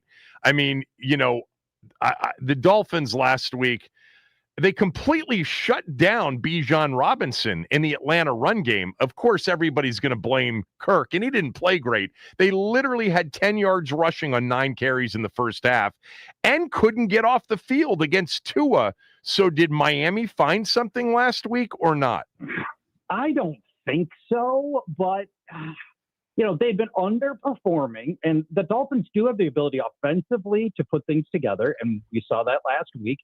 Falcons, I think the Falcons brought a lot of their own suffering on themselves last week for sure. Bad play calling, never got Bijan the ball in space, didn't throw enough to him. There was a lot of weird stuff. But I guess you take out your starting quarterback in Michael Penix and Drake London is a late scratch, and that maybe that was part of it. You'd think the coaches could have worked around that, but obviously did not. Dolphins, prior to shutting down Bijan Robinson, were getting destroyed on the ground. Worst run defense in the league kind of stuff. Every single game before Bijan last week, Miami had allowed the opposing top runner to either score a touchdown and or top 98 total yards. So we're looking at a big Derrick Henry game. Lamar Jackson comes back tonight, but if you're John Harbaugh, your quarterback's just missed a month with a hamstring injury. It's a short week. What a nice time to get Derrick Henry 25 carries and have Lamar Jackson throw like 22 passes. I think that would be an ideal scenario, and I think that's the one we're going to see tonight. Is just a ton of Derrick Henry, unless somehow Miami takes a very big lead, which I don't think is going to happen. All right, let's go to Sunday. We do this NFL buy and sell every week, and I just said I'm buying Cincinnati to put up 30 a game the rest of the way. I mean, Flacco, and I know he's injured. We'll see what his situation is heading into the game against Chicago this week. But the numbers that they've been putting up, I mean, what do you do with Flacco, Higgins, and Chase? Like, where do you have them ranked this week? Top 10 fantasy output from Joe Flacco since his trade to Cincinnati, where he's been quarterback 6 and quarterback 9 in fantasy scoring, and roughly quarterback 10 overall in the 3 starts. And keep in mind, this is the same Joe Flacco for Cleveland. He was fantasy quarterback 28. Yeah. I mean, I love Kevin Stefanski. I think he's a good coach. Something's pretty fishy there. Now, granted, Flacco is throwing to T. Higgins and Jamar Chase instead of throwing to Jerry Jeudy and Isaiah Bond. Right. I mean, so there is that. And what Cincinnati has done that I think is brilliant is it's volume. Flacco averaging 42 passes per game as a Bengal. And he's got the good sense to just throw everything at Jamar Chase. Why not? You've got a Hall of Fame, caliber receiver there. In the 3 games, 12 targets. What's the record for targets over 2 weeks? He's been targeted 42 times. He just set the record 42 times in 2 weeks. That's the record? For consecutive game targets. Yep. The previous high was 40. He just went 42. Who was 40? Antonio Brown? Brandon Marshall. I know. Wow. Surprise, right? Yeah. When I looked it up, I was like, I wouldn't have guessed Brandon Marshall. Okay. Bears this coming week. The Bears are for sure short 2 starting cornerbacks and maybe 3, depending on whether or not Tyreek Stevenson can go. So Flacco, Jamar Chase, T. Higgins, game on, baby. This is going to be another one where they just throw Flacco's arm out of socket. What do you do with the Packers? I mean, that second half, Jordan Love at his best looks to me like an elite quarterback at his best. Mm-hmm. When they're in rhythm and that ball's coming out quickly, I mean, he was awesome in the second half, 20 straight completions against Pittsburgh's defense, we understand. But what do you do with their receivers? Watson's back. Kraft, we understand, but what about their receivers? From a fantasy standpoint, yes, I think it's time to drop them all, including the first-round pick, Matthew Golden, who we had hoped would emerge as like this number one. That has never happened with the Packers since Devontae Adams left. We've been waiting for there to be an alpha receiver in Green Bay. Hasn't happened yet. Doesn't look like it's going to happen now. Christian Watson's return last week. I thought they might ease him in. Nope. He led the Packers wideouts with 4 targets, 4 catches, and 85 yards. And then Jaden Reed's return timetable is almost here. He's going to get added into this mix. I think you are just spinning your wheels on a weekly basis, trying to figure out, is this a Romeo Doubs game? Is this going to be a Matthew Golden game? Is this a Christian Watson game? How about if you just tap out and you don't try to play that game because it's going to be almost impossible to know, and you're just torturing yourself, fantasy managers, with these Packers receivers? I say you get out of business with all of those guys. By the way, they play Carolina this week, right? And Chuba Hubbard was back last week for the Panthers after Rico Dowdle had run for like 700 yards over 3 weeks or whatever. I mean, it was ridiculous. Like every game was an unbelievable, record, almost a Panther record-setting performance. And Hubbard got the bulk of the carries in a blowout, I understand. What is Dave Canales going to do there with Dowdle and Hubbard? Well, he told us what he's going to do, and I believe him. It looks like they are going to flip to Dowdle as the starter. Since the time Hubbard they just paid hurt, Chuba Hubbard, remember, at the end of last year. They did, and they went out of their way. Canales went on to say, well, we love this kid. Yeah. Everything else, blah, blah, blah. They said all the right things. And Hubbard was great last year. Not the same guy this year. Whether it's injury or whatever, Dowdle's just plain been better. So they had this 2-game trial with the 2 of them together the last 2 weeks, splitting the carries roughly down the middle. Dowdle was 3 yards a carry better. And he's averaging almost 7 yards per carry over the last month. Dowdle has. So Hubbard is the backup on the 6th worst scoring offense. I think you can just drop Chuba Hubbard entirely. Let's go to Rico Dowdle. He's going to be the starter here. And if you want to go get, some other handcuff who's just, I think, got a better offense, that's fine too. Let me mention this about Carolina, since this is the only show where I get to do this sort of stuff. Nobody watching how good the Carolina pass defense and their secondary has become. Well, Derek Brown up front is an absolute beast. He is. Former first rounder. He's fantastic with pressure. Back end, they've got 2 of the best young cornerbacks in the league, in J.C. Horn and Mike Jackson. And those guys are fantastic. And where Carolina has gotten themselves into sneaky relevancy in not necessarily a playoff. I mean, they're in the playoff hunt right now. It's with this defense. And, we're so used from a fantasy standpoint, start everybody against the Panthers, including last year where they were just terrible. But this Panther pass defense in particular is very good. Yeah, I mean, look, Andy Dalton started last week. They didn't have Bryce Young, and the Panthers had been playing well, and they had the dilemma of Chuba Hubbard being back. So I said this maybe to you last week, or maybe it was somebody else. They are very good both lines of scrimmage. They got trounced by Buffalo. I mean, Dalton got sacked like 7 or 8 times, and they just really struggled to maintain the football. And then they couldn't get James Cook off the field. It couldn't stop him. By the way, Cook's an interesting conversation for me because when they signed him over the summer, remember, and they paid him, I was like, yeah, he's not an elite back. He's in that second tier of running back. He's not Bijan. He's not Jahmyr Gibbs. He's not McCaffrey. He's not Henry. But he's not Saquon, but he's in that next tier. Was I wrong? Is he in the top tier? No, he's a tier 2 guy, but he's very good. And what we know, especially he's better than his brother, don't you think?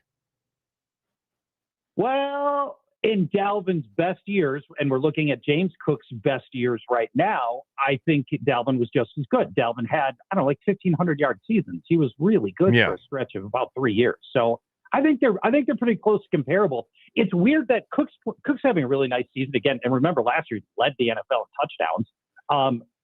They're not throwing to him. I don't think he has a reception in 3 weeks. This is the sort of stuff that fantasy people pay attention to because we love receptions. Those are easy fantasy points. And I don't know why, because we know James Cook, like his brother Dalvin, can catch. They just, for reasons I'm not clear on, he has 1 target over the last 3 weeks and 0 catches over the last 3 weeks. And it's odd usage. And I wonder if they come back to that at some point. Yeah, the running backs this year, I mean, obviously the season that Jonathan Taylor has, he's in the conversation to be the league's MVP, and I think deservedly so. But, I always was a fan of Javonte Williams. I liked both of the North Carolina running backs, Carter and Williams, when they came out. Williams just never stayed healthy. Now he's in a really good situation.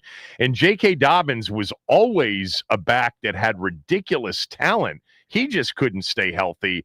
Both of those guys are having massive seasons in Denver and in Dallas. All right. What else give me something else that is relevant for this upcoming weekend that I haven't asked you about. Yeah.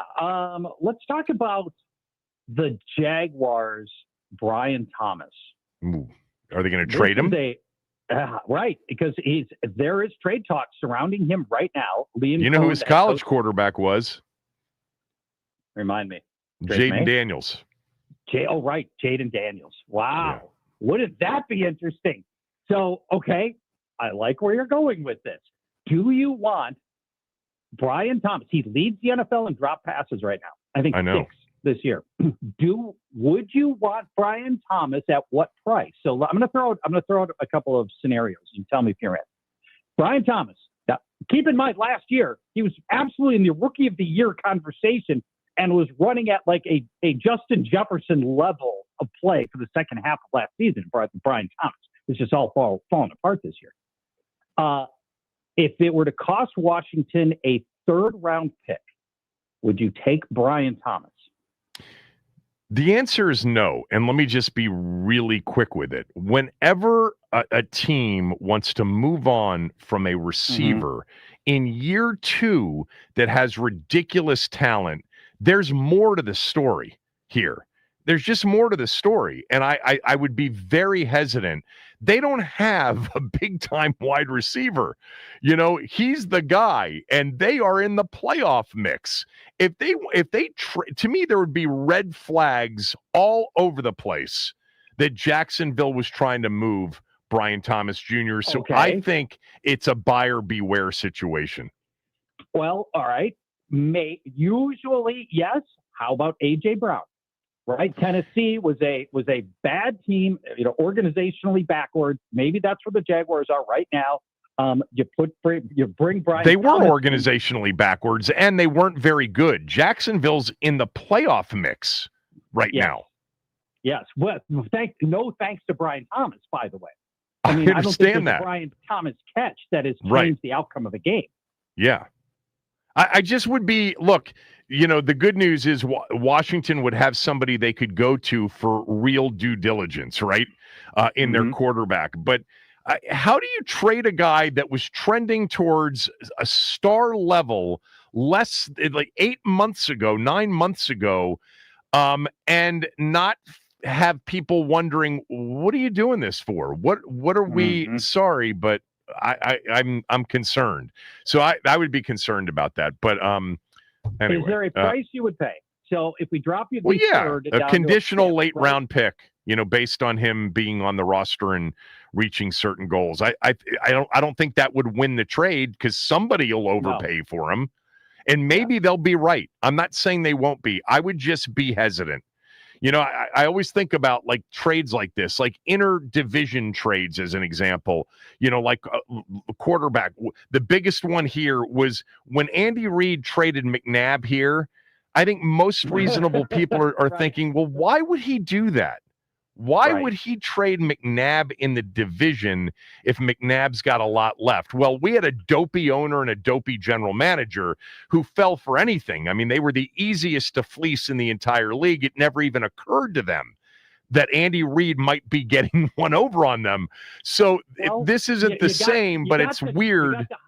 You got Jahan Dotson back, right? So, I mean, you flip the script on that interdivision. A little bit. Back.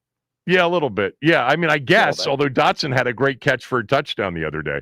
I got to run. I'm up against the hard break. I appreciate it as always. Well, next time, let's just do 2 or 3 hours. Let's just do your whole show. We could do it. We could definitely do it. You're one of everybody's favorites when you come on. Thanks, Church. Bye-bye. We'll go to Seattle next and get a read on Washington's Sunday night opponent, the Seahawks.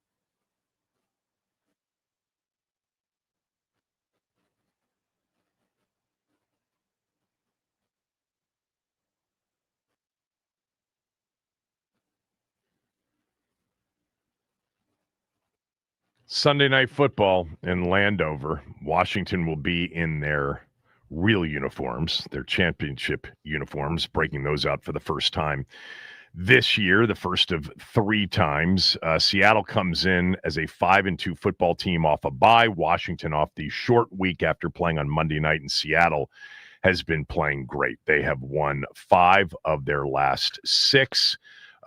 And their only loss was that phenomenal football game against Tampa Bay out in Seattle. Joining us right now is the John Keim equivalent for ESPN. Brady Henderson covers the Seahawks for ESPN. You can follow Brady on X, on Twitter, at Brady Henderson. Brady, thanks for doing this. I think there's, like, for NFL fans, there's just this question of, is Seattle legit good, like a legit NFC deep into the postseason contender? Their record says they are. What do you think? It's starting to really look like it. And by the way, thank you for having me. Any friend of John Keim is a friend of mine, so pleasure to be here. John's a good friend. Yeah, it is getting harder and harder to think otherwise. Look, this is probably oversimplistic, but if you kind of boil down a football team and its capability down to 2 questions: do they have good quarterback play, and can they get after the quarterback? I think the answer for this team is yes and yes. And Sam Darnold he's been a really good story so far. I mean, not just a good story; he's been a good player, and I think he's really showing that breakthrough season he had in Minnesota last year was not just a one-year wonder. It was not just a product of being in Kevin O'Connell's system and throwing to Justin Jefferson and Jordan Addison and all the rest. He really is a player who has turned his career around, and he's showing that. Now, we all saw last season the wheels came off right at the very end. So I think it is fair to reserve some judgment until you see it for 17 games plus the playoffs. But Darnold's playing really well. Their front 4, really gets after it. They've got, a number of guys who can look like they're going to be threats to hit double-digit sacks. And they're kind of getting by with everything else. And not to mention Jackson Smith-Njigba is currently on pace to set the all-time single-season receiving record. So it's got a lot going for them. The run game was really the one part of this offense that you figured you could count on when they hired Clint Kubiak, and that has really lagged behind. But they're really doing everything else well, and they look like a team. They are playing in a very tough division in the NFC West, but I think that is now that San Francisco is really struggling with injuries, I think that's going to be a 2-man race the rest of the way. Yeah, let's talk specifically about Darnold and the offense, and I do want to talk a lot about JSN because he has become one of those guys that I think every NFL fan is talking about. But, I watched the Houston game, the last game. It was a Monday Night Football game. I had the Texans plus the points. It didn't work out. But it almost worked out because Darnold kept giving the ball back. He threw a pick. He fumbled. And, you go back to the final 2 games last year in Minnesota, the Detroit game where he just, got sacked multiple times, the playoff game, which is horrendous. Kubiak is part of the whole Kevin O'Connell, going back to McVay and Shanahan and the whole thing. So it's the right offense for him. But you said, is there a concern that there is a limit to what they can do with him, or is everybody just blissful right now because it's the best quarterback play you've had in a while? Yeah, I think it's probably more so the latter. I just continue to kind of have to remind myself that, Darnold was great for, 16 games last season. Yeah. Until, the wheels came off in those final 2 games. So, we're not even halfway to that, kind of stretch.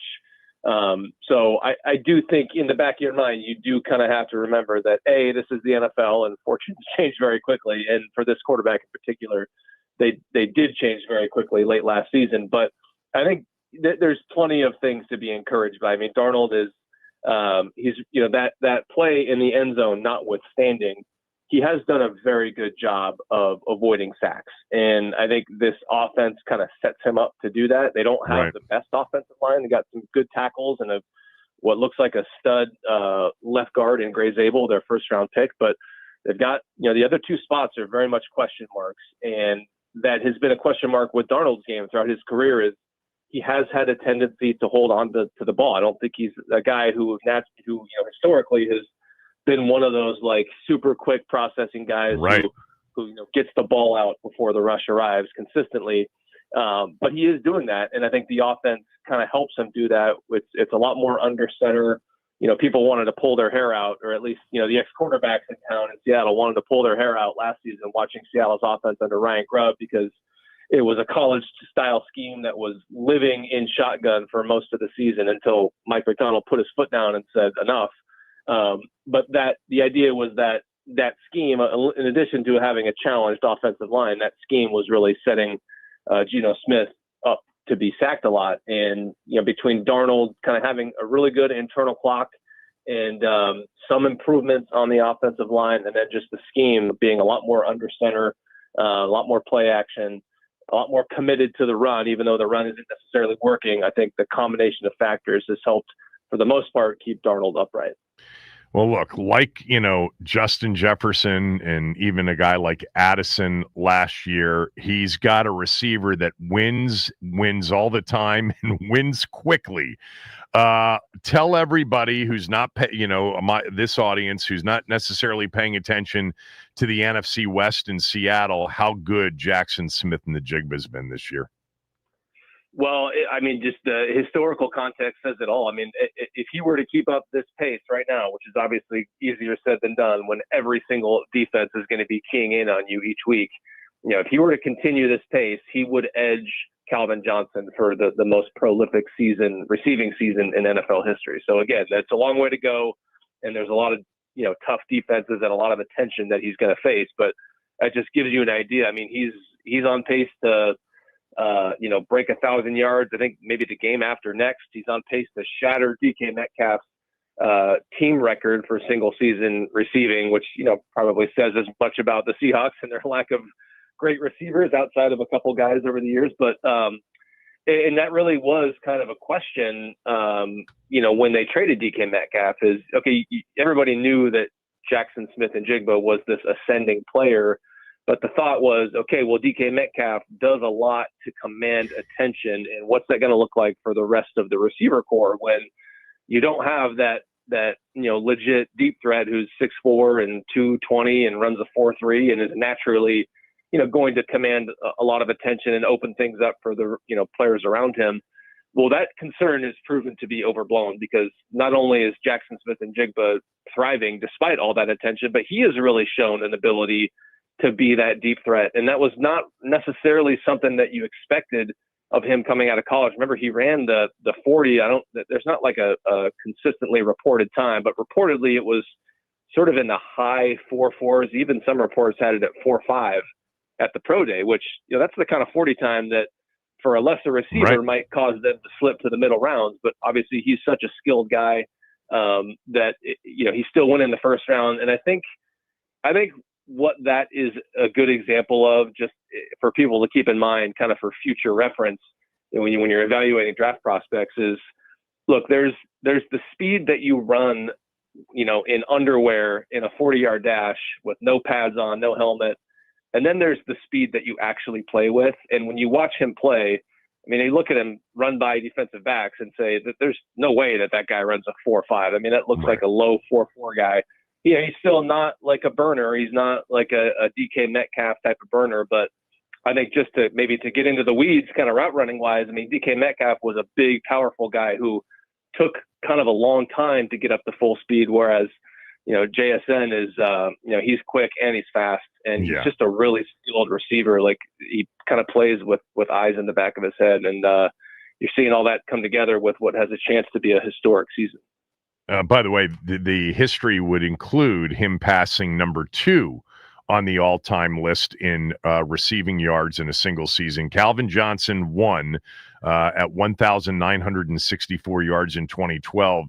And his teammate, and yes, we will see Cooper Kupp on the field, had the second greatest reception yard season back in 2021 with the Rams. One more on the offense. I love the backs. I love Walker the third. I love Charbonnet. Why haven't they been able to run the football consistently?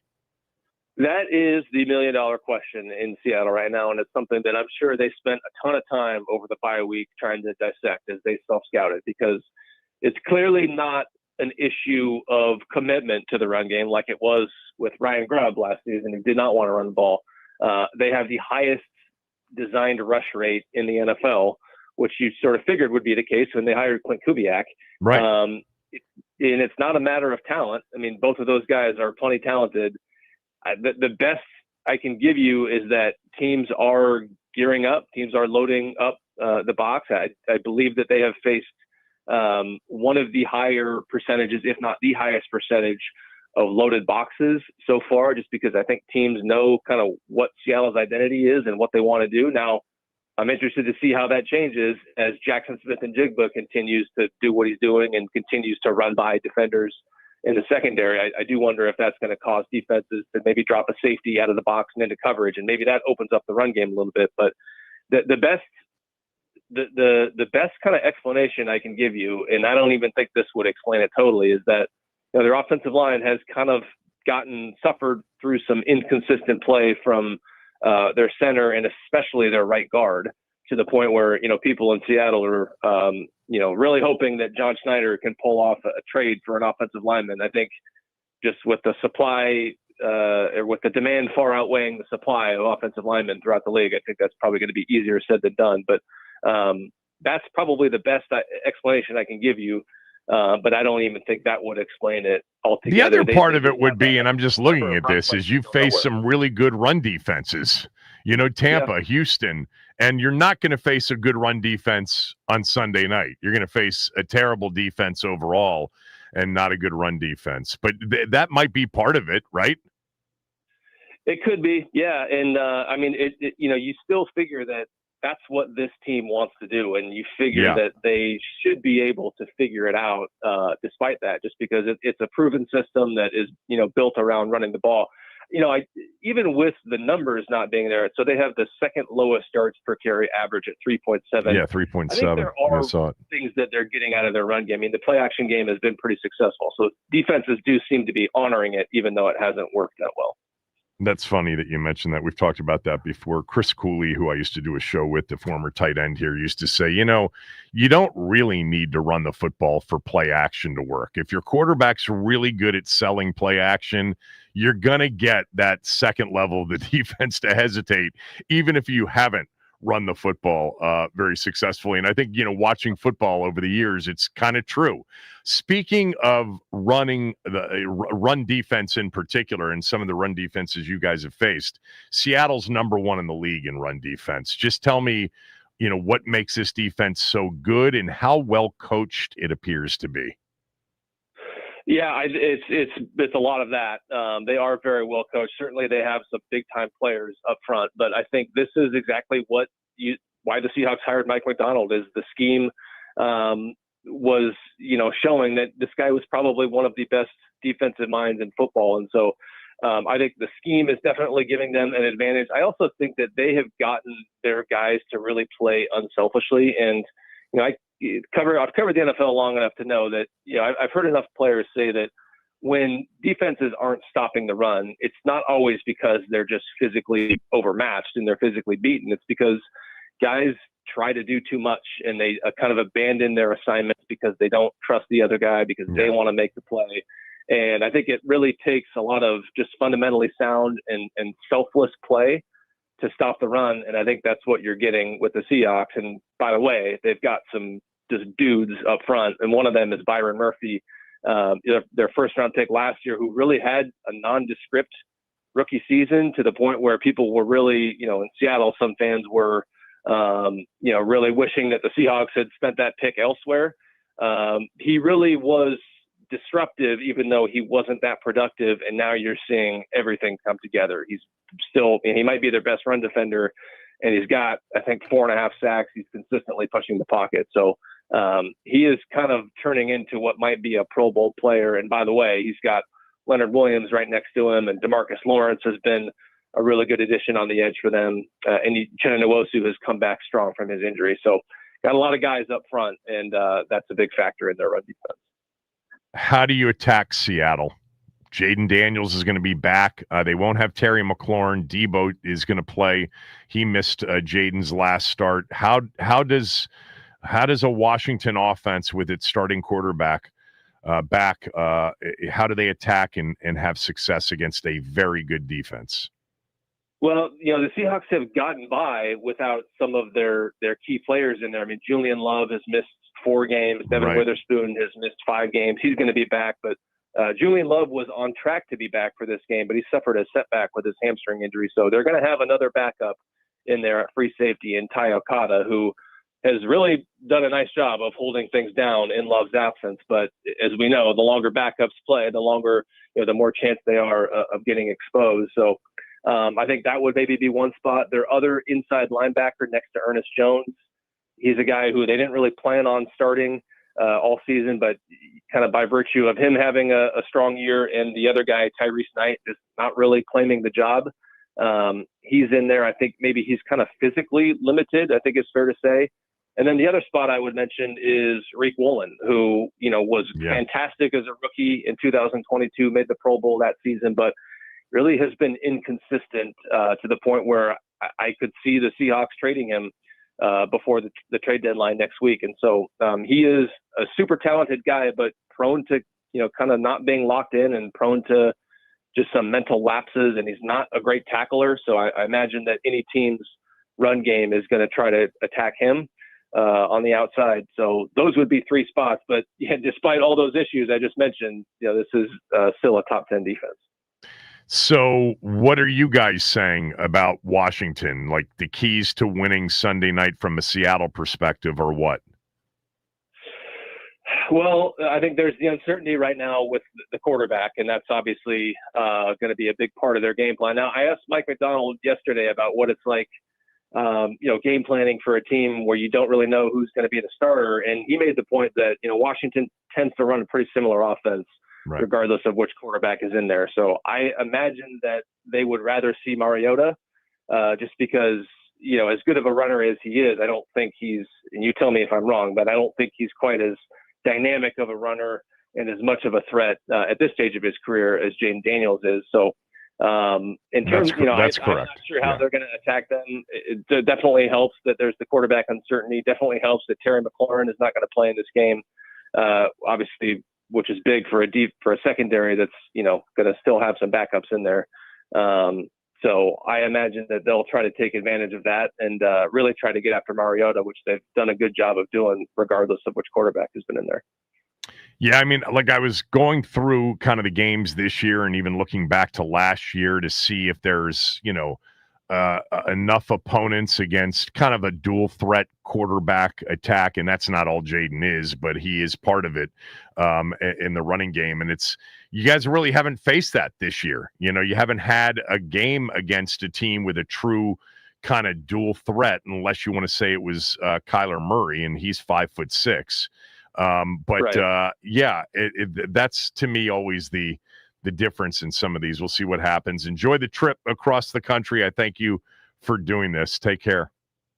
You bet, Kevin. Thanks for having me. See you. Yep. Brady Henderson, everybody, covers the Seahawks for ESPN. We'll do some NFL power rankings when we come back, and you'll hear some of Steve Suter's film breakdown of the Kansas City game before we finish up today as well. Kevin Sheehan Show, the Team 980, the team980.com. Don't forget, all of our NFL discussion here on the show is brought to you by Paramount Plus. You can't count on much, but you can always count on Sundays with the NFL on CBS and Paramount Plus. Watch your local NFL game live every Sunday all season long. Visit ParamountPlus.com/NFL to get started today.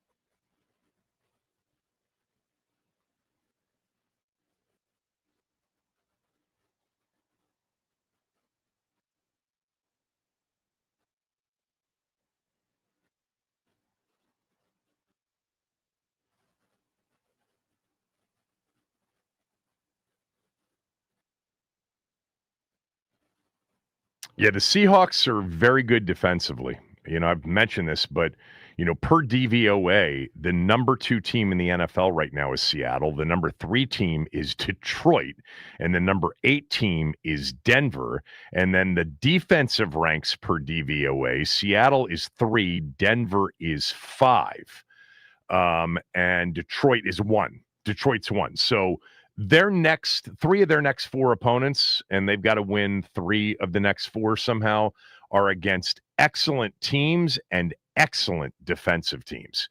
We'll get to our NFL power rankings to finish up the show, but I did want to play some of the Steve Suter film breakdown from yesterday on my podcast. Really interesting stuff about why the run game didn't work. He goes over Mariota's performance. I'm going to start there with him just talking about the offense against the Chiefs on Monday night. I had no issues really with scheme. I had no issues with play calling. I thought what they were trying to do against the Chiefs was working, and it was sprinkling run. I liked the called runs with Mariota. I thought they were timely, and they should have worked. However, it was a position or two that were letting down their blocking responsibilities, and those should have gone for 6 or 7 yards, and they ended up going for 1 or 2. And that happened periodically throughout the game. I'll tell you one thing that was really glaring for me was the tight end position for Washington as a whole.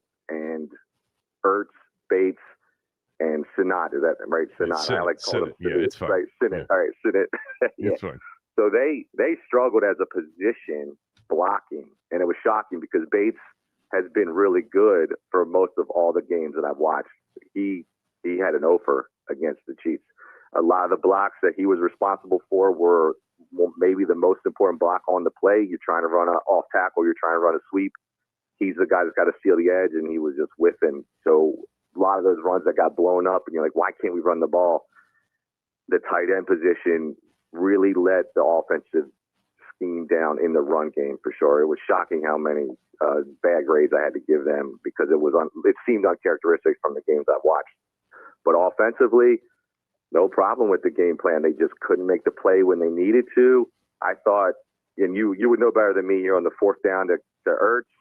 I saw it in passing. It looked like a first down to me. I didn't watch all the replays.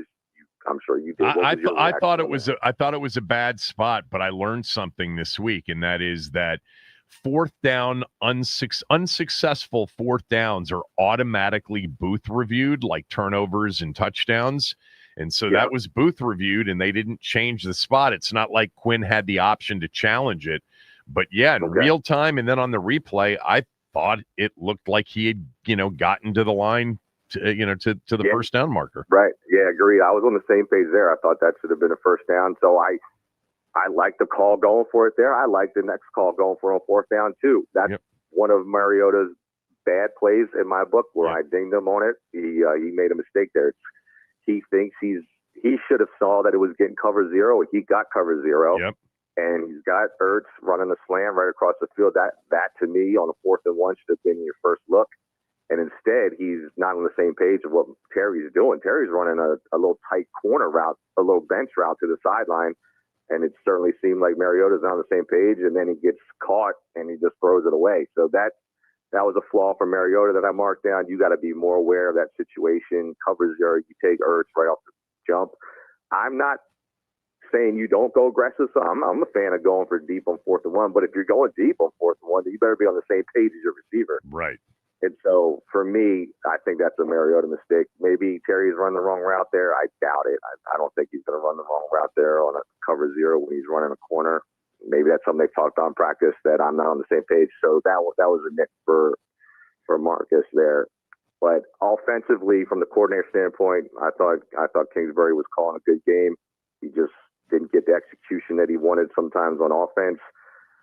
I mean, I'll dive into Mariota. I thought Mariota was really good. He had another one of those solid starter games that you count from your backup. I have very few plays that he is negatively graded.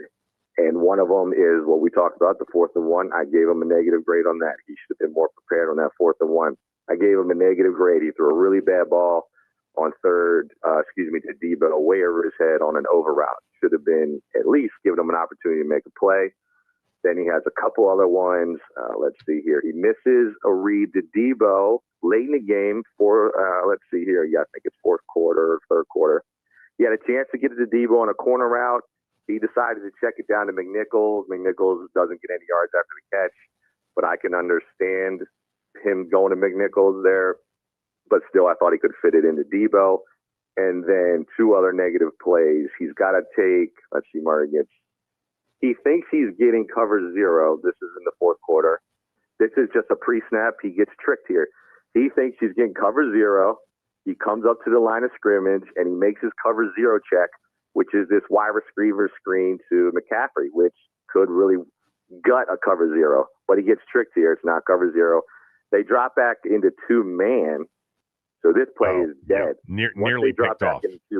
Yeah, this play is dead because now not only does this corner not care about McCaffrey going deep because he's got a cover two safety behind him, but he's in two-man. So now he's pressed on him. This play has no chance of working. Right. And that's just a matter of a bad pre-snap read. But, I mean, credit the Chiefs, right? I mean, they look, if you go back to that pre-snap, they look like they're in cover zero for sure. No safety. Everybody's up on the line of scrimmage.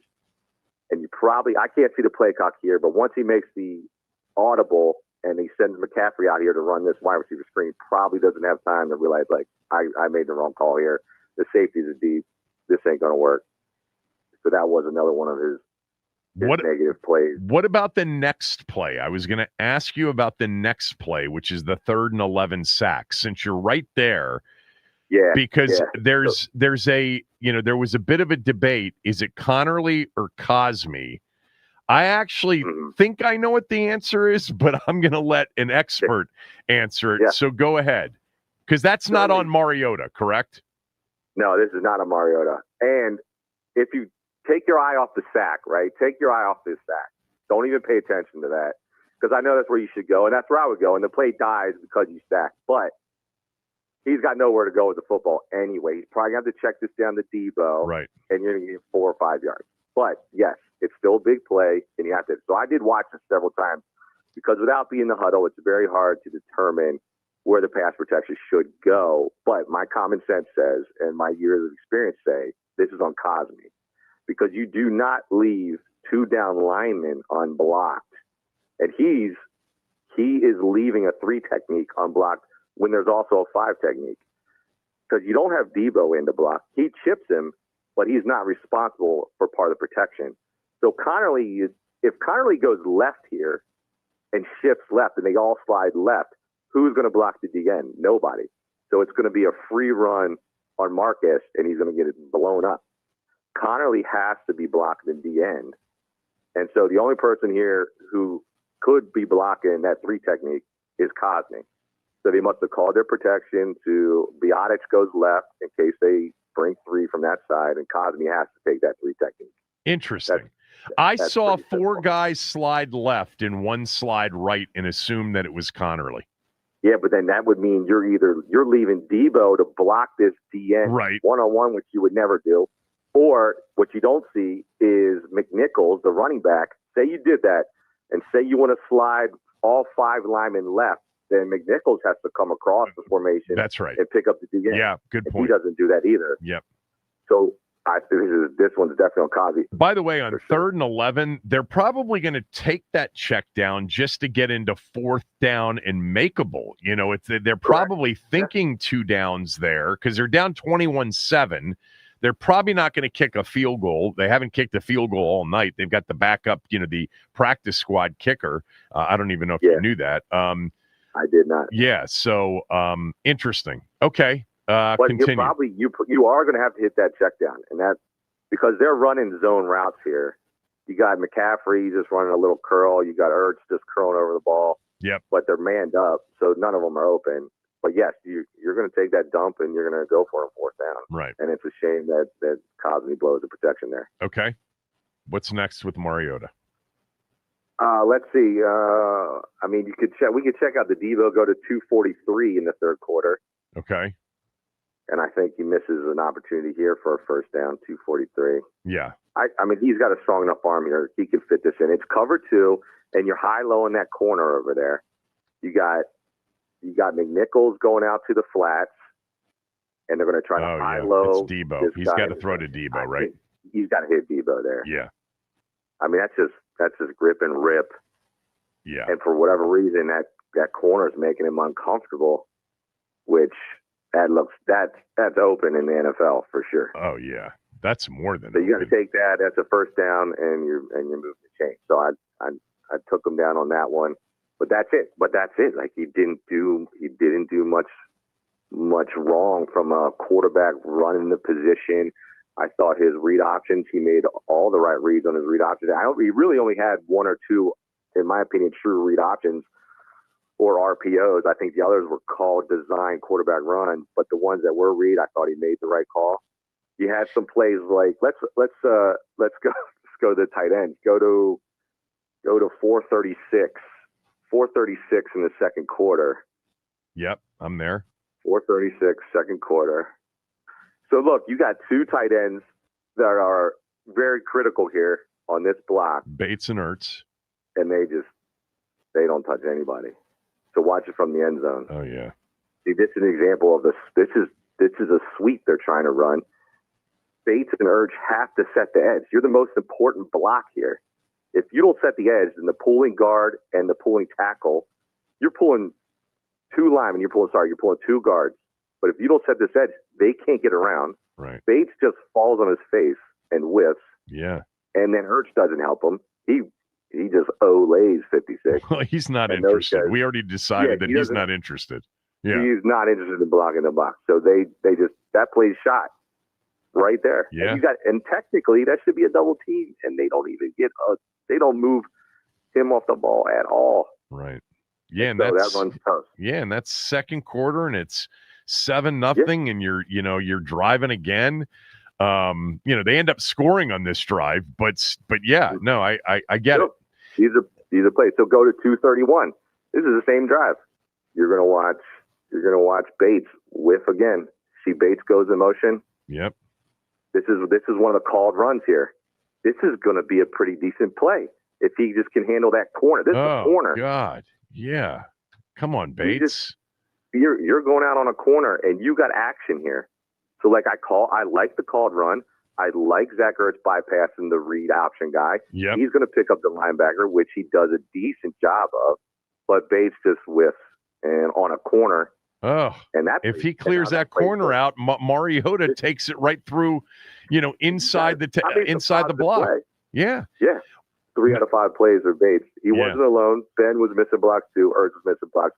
But that was my note, man. The tight end position for Washington in the run game really cost them. Well, it cost Mariota a lot of yards. Yeah, for sure. Yeah. And it just makes it more difficult. I mean, luckily, like you said, they went on to score that series, but Bates wants this tape erased. He doesn't want to watch this game. I want to. Those weren't doing it to me. Yeah, because he's been such a good, blocker. Yeah, he's been good, man. It's like an outlier, but he didn't have his best stuff. We've gone through some of Mariota's negatives. What about his positives? Positives, I just thought he made a lot of good decisions. Now, comparatively, the ones that he didn't make cost him on big plays, but he's just very consistent mentally. I thought he was poised in the pocket, and when protection broke down, he made plays, whether it was a 3-yard scramble or a 4-yard scramble. He ad-libbed kind of like Daniels does. He's a similar type of quarterback, and he utilized that feature. I don't think he left the pocket early ever when he should have. When he had a guy, we went over a couple where he maybe had the options and didn't make the right read, but he wasn't predetermining and leaving the pocket when he shouldn't have. There's not many highlight plays other than the ball to Terry. That was cover 0 when Terry made the crazy diving catch and got his knee in. Right. I mean, that's his only option. That's cover 0. It's his only option. He has no other route that's open, and he has to just make a prediction ball. I'm going to float this to Terry, and hopefully he gets on top, because when he throws that ball, he hasn't won yet. So this is just a route. You got to trust him. It's his only option, and he just throws a perfect pass. Right. So that's a big time ball at a big time situation. His first touchdown I thought was really good. I gave him credit for that. The ball there it's a really good ball. What do you think about that ball? I mean, it brought rain. It was so high. It's crazy. Yeah. It had to have that touch because Terry's got 2 guys trailing him. Yeah. But he keeps the pocket alive. I mean, I don't have to go over, they replay the play 30 times, but it's just staying poised in the pocket, sliding outside the pocket, and then you have to throw a perfect touch pass. And it's just a really good athletic play. A smaller play, I mean, I have smaller plays where I'm like, this is a good decision. You can go to 3 minutes, 16 seconds in the second quarter. This is just another example of being poised in the pocket. Is this the little dump over the line of scrimmage to McNick? Yeah. Yep. Yeah. So he wants this front side, obviously. McCaffrey gets jammed off the line of scrimmage, blows his whole play up. I don't even understand it. Like, watch Ertz's route here is, I don't know what he's trying to do. He's trying to trick him, like he's walking off the line of scrimmage, like he's not running a route, and then he tries to show some type of burst. But it doesn't work. No. I think he's waiting. He's waiting for McCaffrey to get in front of him to use him as a pick. But McCaffrey is getting locked up. So this play's dead. They want Ertz to pick off of McCaffrey's butt. That's dead. Debo's running a little out. He's dead because he's not getting open against his coverage. And so all Mariota can do is buy time, and then his brain kicks in and says, oh, yeah, I got McNichols is going to come out here late on my check down after he helps on the line of scrimmage. So this is just a good poised play. Yeah. He doesn't panic because look at him. When he slides left, he could run, but he doesn't. He says, oh, yeah, I got the check down. Let him go get it. So I like the veteran play there. In watching this play, I'm going to just get to a question right now I have for you because I watched a lot of these plays in this game. Man, there's just not a lot of separation with their receivers in this game. No, and there hasn't been all year. I'm a broken record on saying I don't think your perimeter guys can beat man coverage. And the only guy that can get remotely close to it is, in my opinion, is Debo, but it has to be a gimmick. It has to be he came out of the backfield or he's in motion and he runs an angle or he does this or does that. But straight man coverage, he struggles too unless he's getting the benefit of running an over route where you don't really have to show some shake. You just got to get off the ball quick and start going across the field. You're going to struggle that all year. And Terry's included. I know my first game, I was really hard on him watching the Packers game, but he just consistently doesn't show me separation in man coverage. I don't think DBs fear him. And he makes plays because he's going to make a play contested, and credit for him for doing that. But it's not a guy where you line up over the ball and you're thinking, oh no, is he going to run by me? Or oh no, is he going to cut me up on a post corner? Or oh no, is he just going to be able to beat me on a 10-yard comeback because I think he's going to outrun me? I don't think anybody respects their speed on the outside. So if I'm a DB, my heels are really firm in the ground around 10 yards. And I'm going to say, go ahead, see if you can beat me deep when I'm flat-footed, because I don't think you can. And I'm going to be able to break on all your intermediate routes because I'm already anticipating that. And if I'm wrong, I think I have enough speed to catch up to you. And that's how I would approach playing the Commanders all season. I think that's what the DBs are doing. And it makes it even harder. If you're a receiver that can't threaten somebody deep, and you already struggle to get off press, or you already struggle to win man coverage, and now they're not scared of you doing anything behind them, it makes it even harder. So it just compounds the problem. Steve Suter doing a great job. Film breakdown. He had a lot on the defense from my podcast yesterday.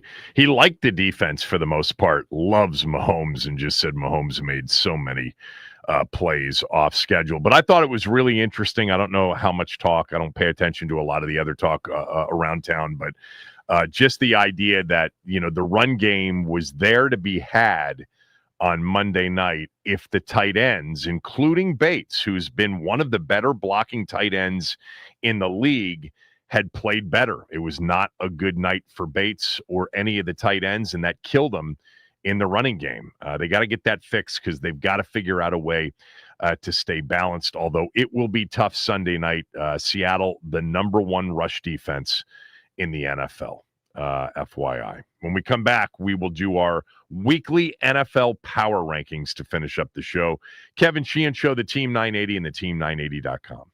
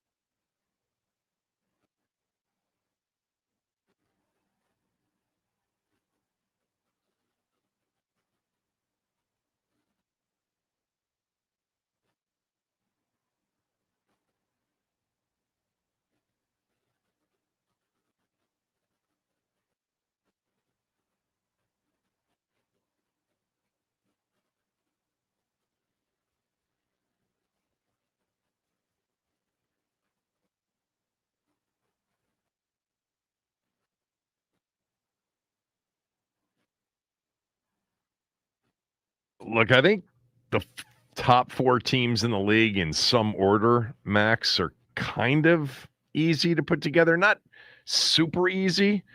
But I'll give you my top 4, and then I'll tell you about 5 in the debate on that. I got the Chiefs right now as the best team in the league. I don't care what their record is. I watched them. I've been watching them.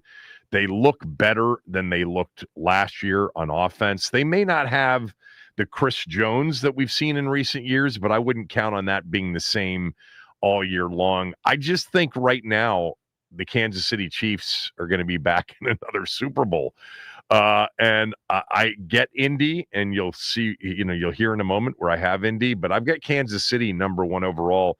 Number 2, I've got Detroit. I think Detroit's loaded both sides of the ball. What they did to, Tampa in their last game, they have a bye. They come home to face, J.J. McCarthy in Minnesota this week.